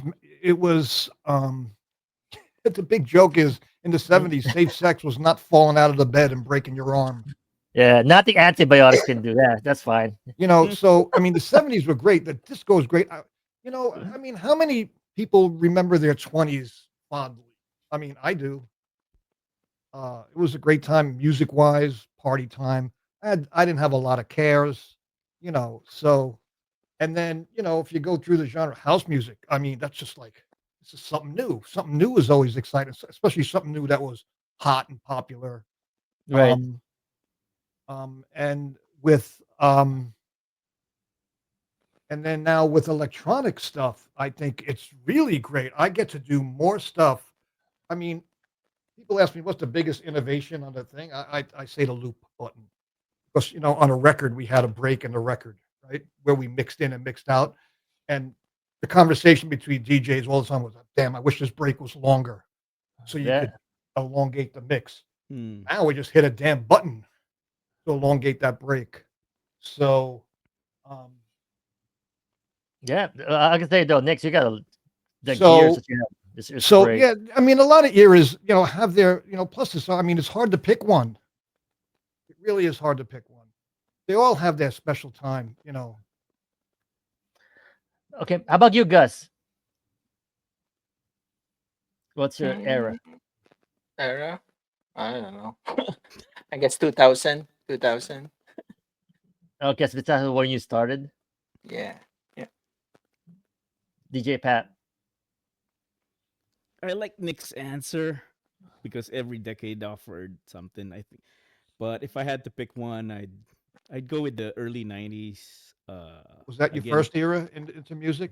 Yeah, no, back in Manila, that was the peak before all these Yeah. clubs closed. And Yeah, if I had to pick one, like to expand on my answer, it would be the first one. The first era. That's right. Just yeah, be a little bit more than the rest of them. the 90s, we were starting to get more, advancement in sound and lights. And again, that was the peak time, and they all started closing after that. And this was also peak time for for myself personally, as far as DJing. So That's good. That's yeah, good. I'd All pick right. that. Great. And I'm not a DJ, so I'm not gonna answer that. So, but I agree what you guys have said that every era has their own thing that you will love it, right? Every So genre with that one. let me interject something because I say this all the time on my stream. That music should move you in some way, right? Whether it moves you um, to be happy, it moves you to be sad, it moves you to tears, right? It You hear an old song, it instantly moves you to another place in time, right? Or it could move your body on the dance floor, right? So um, I forgot what my point was, but I thought you were mixing that at that no, point. yeah, no, my damn thing. Um, so anytime I would say anytime you hear a song that just moves you someplace immediately. I mean, That's true. That's That's it. true. oh, If it Virgil's moves got you, a hot one. But that's why I put it because this is gonna stir up a lot. So again, I'm not a DJ. I'm gonna ask you answer. Nick, you're first. I'm going to Answer this stand for question. this one. Yeah. So just Nick's girlfriend said already. Shh. So I think this is probably the biggest question, no dumb question for tonight. So here's the thing about the sync button. It's evolved from software came out before hardware, right? I think it was Virtual DJ and the early version of Serato, I believe, came out before any hardware. If I'm not correct, somebody correct me, or around the same time. And they put that in there. When you took these records, now, again, these records are unquantized. Look, many times they were on point. Many times they were not.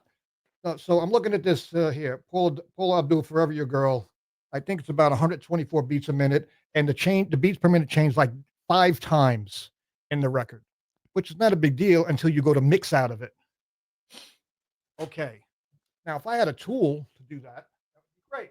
Now, but if you take that record and you just record it as an wave file, and then whether you do it with Recordbox or Engine or whatever other software to analyze it, it'll never match the beat grids. It'll never. So the sync button on that is totally useless. Now, you take some new music that's totally quantized, take a track 124, another track 124. Why in God's name do you need to hit the sync button? Set this one to 124, set that one to 124. But I'll tell you what, don't count on that record being perfect. Keep it at 124, and which is why you have a headphone. Once you hear it veer, nudge it. This guy, and so does CDJs. I have Denon's. You could hit the nudge button up or down. You could hit the platter up or down to match it. So there's absolutely no need for a sync button. All right, here's the exception. If you're playing 4 tracks, I've done it on 4 tracks because it just gets hairy. Even if I've had 4 tracks at 124, natively 124, they are not going to match up. I don't give a shit how well they were made, how well they were quantized, how well they were analyzed. They're not going to match. So the sync is good on that.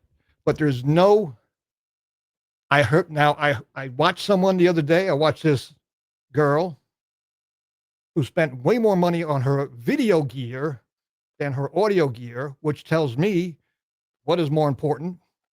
Obviously, she needs to be seen more importantly than heard. She played a track, her sync was on, it was way off because it wasn't gridded right. Relied on the technology. Technology didn't fail. The homework failed.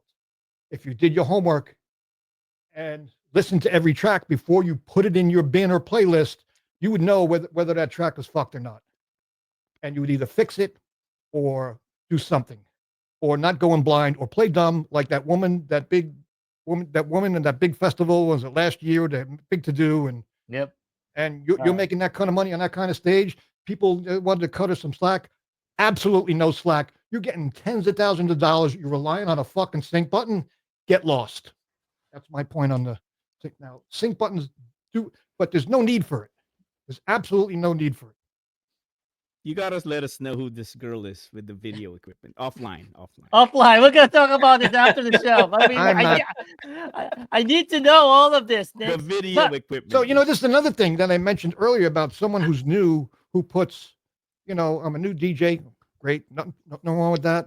I learned how to DJ. I went to a DJ school, but I jokingly think DJ school, I flashed to Mr. Miyagi saying to Daniel, learn karate from book.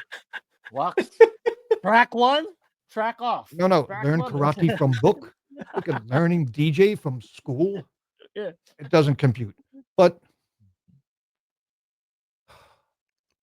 don't, I get so riled up.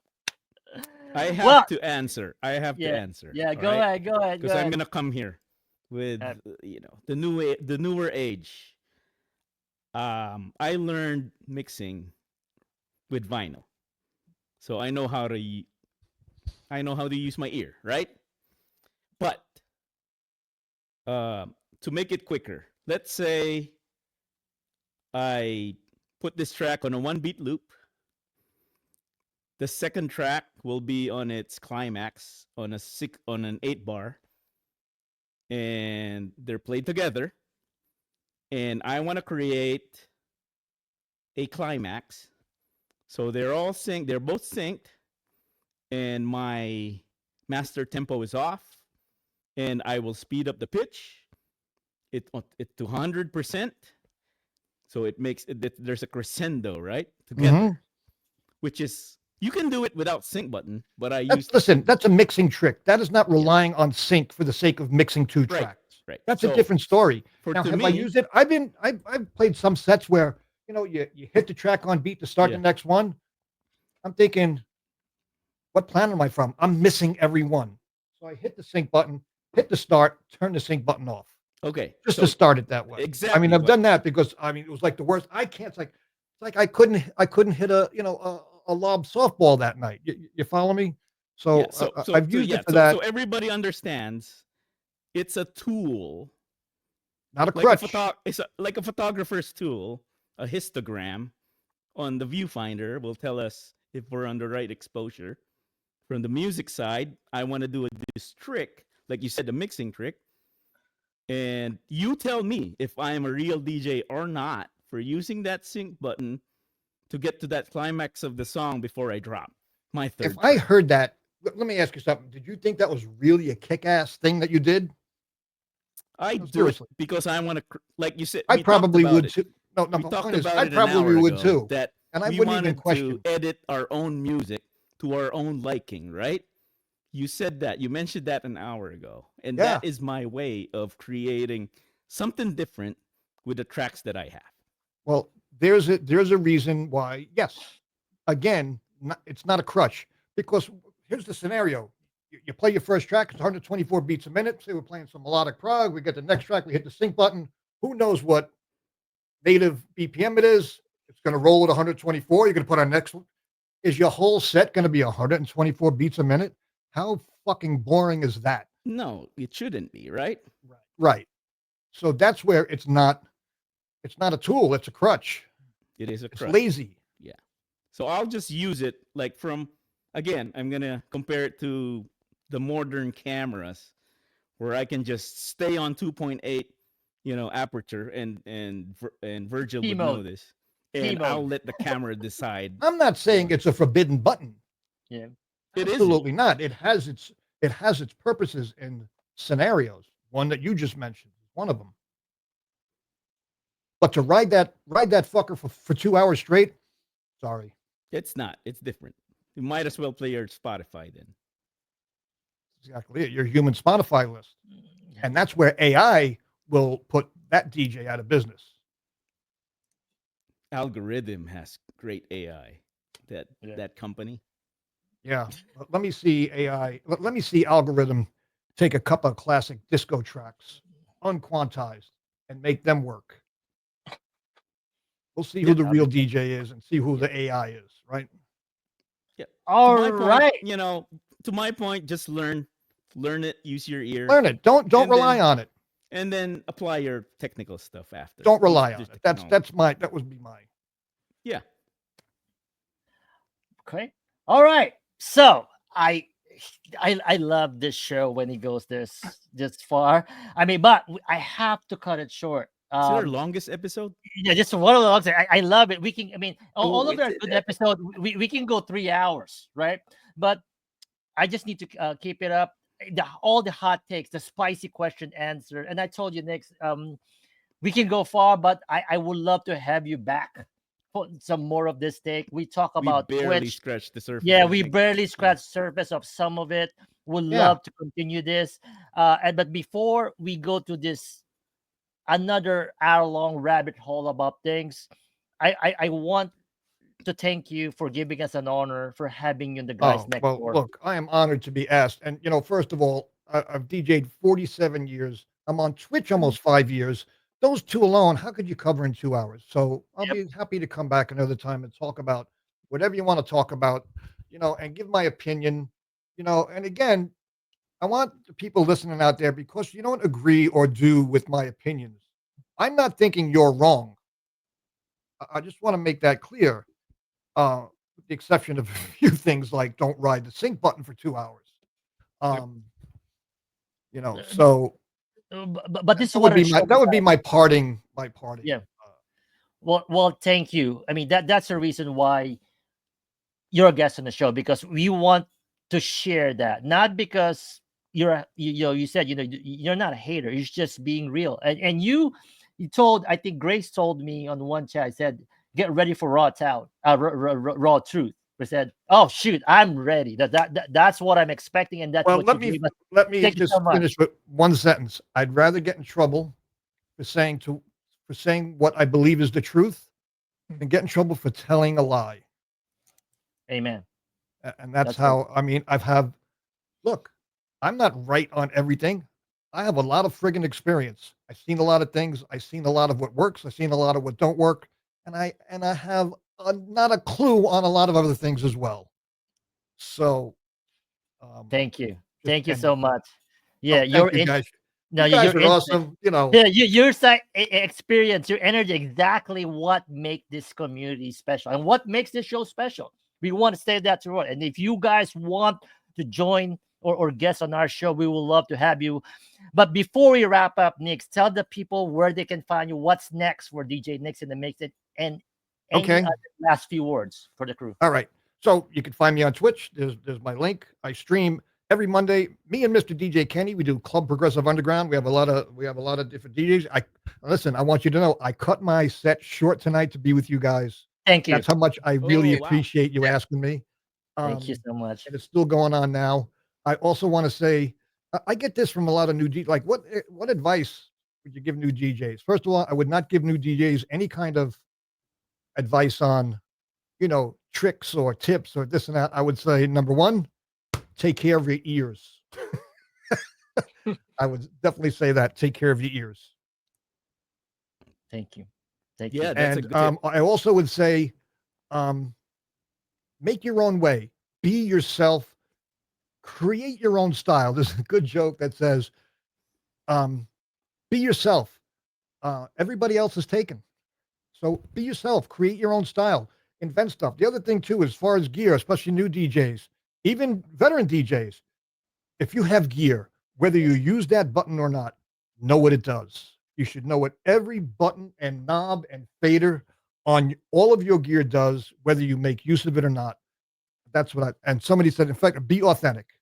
That's how I would say, be real and be authentic. So you can find me on Twitch. I'm on Ibiza Stardust Radio every second and fourth Thursday of the month. I bring Club Progressive Underground there. You can catch us on Apple Music, Deezer, TuneIn, and now Spotify. I am pushing to get onto Sirius satellite radio. Hopefully my hook in there will get me a show on there. I'm really working hard on that. If anybody's got an in on Sirius BPM or the Pitbull channel, let me know. Why not? And my new track will be out in I'm told now in May. Nice. On Brooklyn Sessions Tracks Records. It's a progressive melodic. And then I've had a house music track sitting in the bin for a long time. And I just came across, I know many of you know Andrea Benham. She's an awesome vocalist. I think I'm going to collaborate up with her. She's going to do vocals on my house music track We're just going to start to talk about that. So that's what's coming up. Send us And demos. thank you please. guys. You guys are Yeah. awesome. I love things like this where you guys want to get out to the community what you don't hear me say or other DJs. I watched you guys the last couple of weeks, what those folks don't say on their stream, right? You get Yep. to ask them hard questions and, about hockey. That's what and, you want, right? you know. It's not creating controversy. It's more of like being real, being authentic, and that's what we need on this platform, right? And the We're final here- thing, I really care about this art. I really do. And I feel like I want to be a protector of it with some of these other OGs. And you guys out there, you know who you are, Virgil, Groove Sector, Kenny. A lot of you guys out there, from way back, just want to just not see it bastardized. That's all. Just don't bastardize don't make it a fucking clown show. Yes, it's a visual medium now, but it's still at its core. You got to bust Right. your ass on the wheels of steel, man. Well Thank you. said. Well, very well said. And we might get you a stint for a co-host or somewhere because I want to get Nix back on the show for this. I can probably invite you one episode. You're gonna hear from me, co-host, and then interview some other DJs with this Nix. But that's a wrap on another wild, fun, slightly unhinged episode of The Guys Next Door. Between the hot takes, right? The very spicy questions and all the laughs. This is definitely one for the books. Huge thanks again, Nix, for hanging Thank with you, us guys. and dropping some serious knowledge, right, about the craft. And maybe a little bit of chaos, I would say, along the way, but that's great. It's Yeah, not an everything's exact real. science. Everything's It's an real. art. Yeah, right? exactly. Well, but Like, that's would like, you tell Picasso to paint by fucking numbers? no, I would not. I will not. know what have he it would another do? way. Yeah, I will Or not. have Van it another Gogh, way. he would cut your ear off. But I will not have it another way. But that's why I said from the start that when you got in the backstage, go for it. This is what we love. And thank you everybody again from tuning in for the Guys Next Door. You guys are the real MVPs, right? Don't forget again to follow us. This is gonna be posted on YouTube. Also subscribe if you can, but follow us every Monday for this season 2. We got more epic guests, more craziness, more madness, more spicy questions, we call it, and a lot of goodbyes coming away from the Guys Next Door.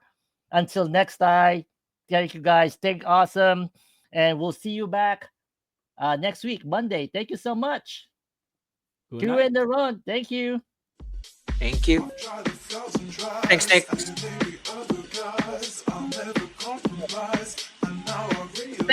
Next day, we're gonna talk to you. You know where to find me. Yep.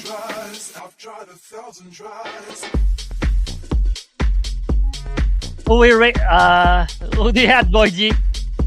Who's on Nick? Who's on your rate train right now? Oh, well, he's done in about 7 minutes. But if you want to raid DJ Sir Blaze, he's on my raid train right now. And then he's going to raid into cold storage. You know cold storage? Cold storage? No, one word. Well, I don't know if cold storage is on yet. If cold storage is on, give him a run. If he's not on yet, give it to Sir Blaze, and he's going to raid over on the top of the hour. Sir Blaze first, not 11 yet. So your call, buddy. DJ _ Sir Blaze. Sir Blaze. I'm ready, Sir Blaze, right now. I gotta go on my phone. By the way, he's got this awesome studio. I mean, it looks like a nightclub in his basement. Yeah. I'll follow that. You've seen it, right? Yep. Love Sir Blaze. All right, see you guys. I'm watching him over there. Thanks to the chat, man. Unbelievable how everyone stayed through the whole show. Almost 2.5 hours.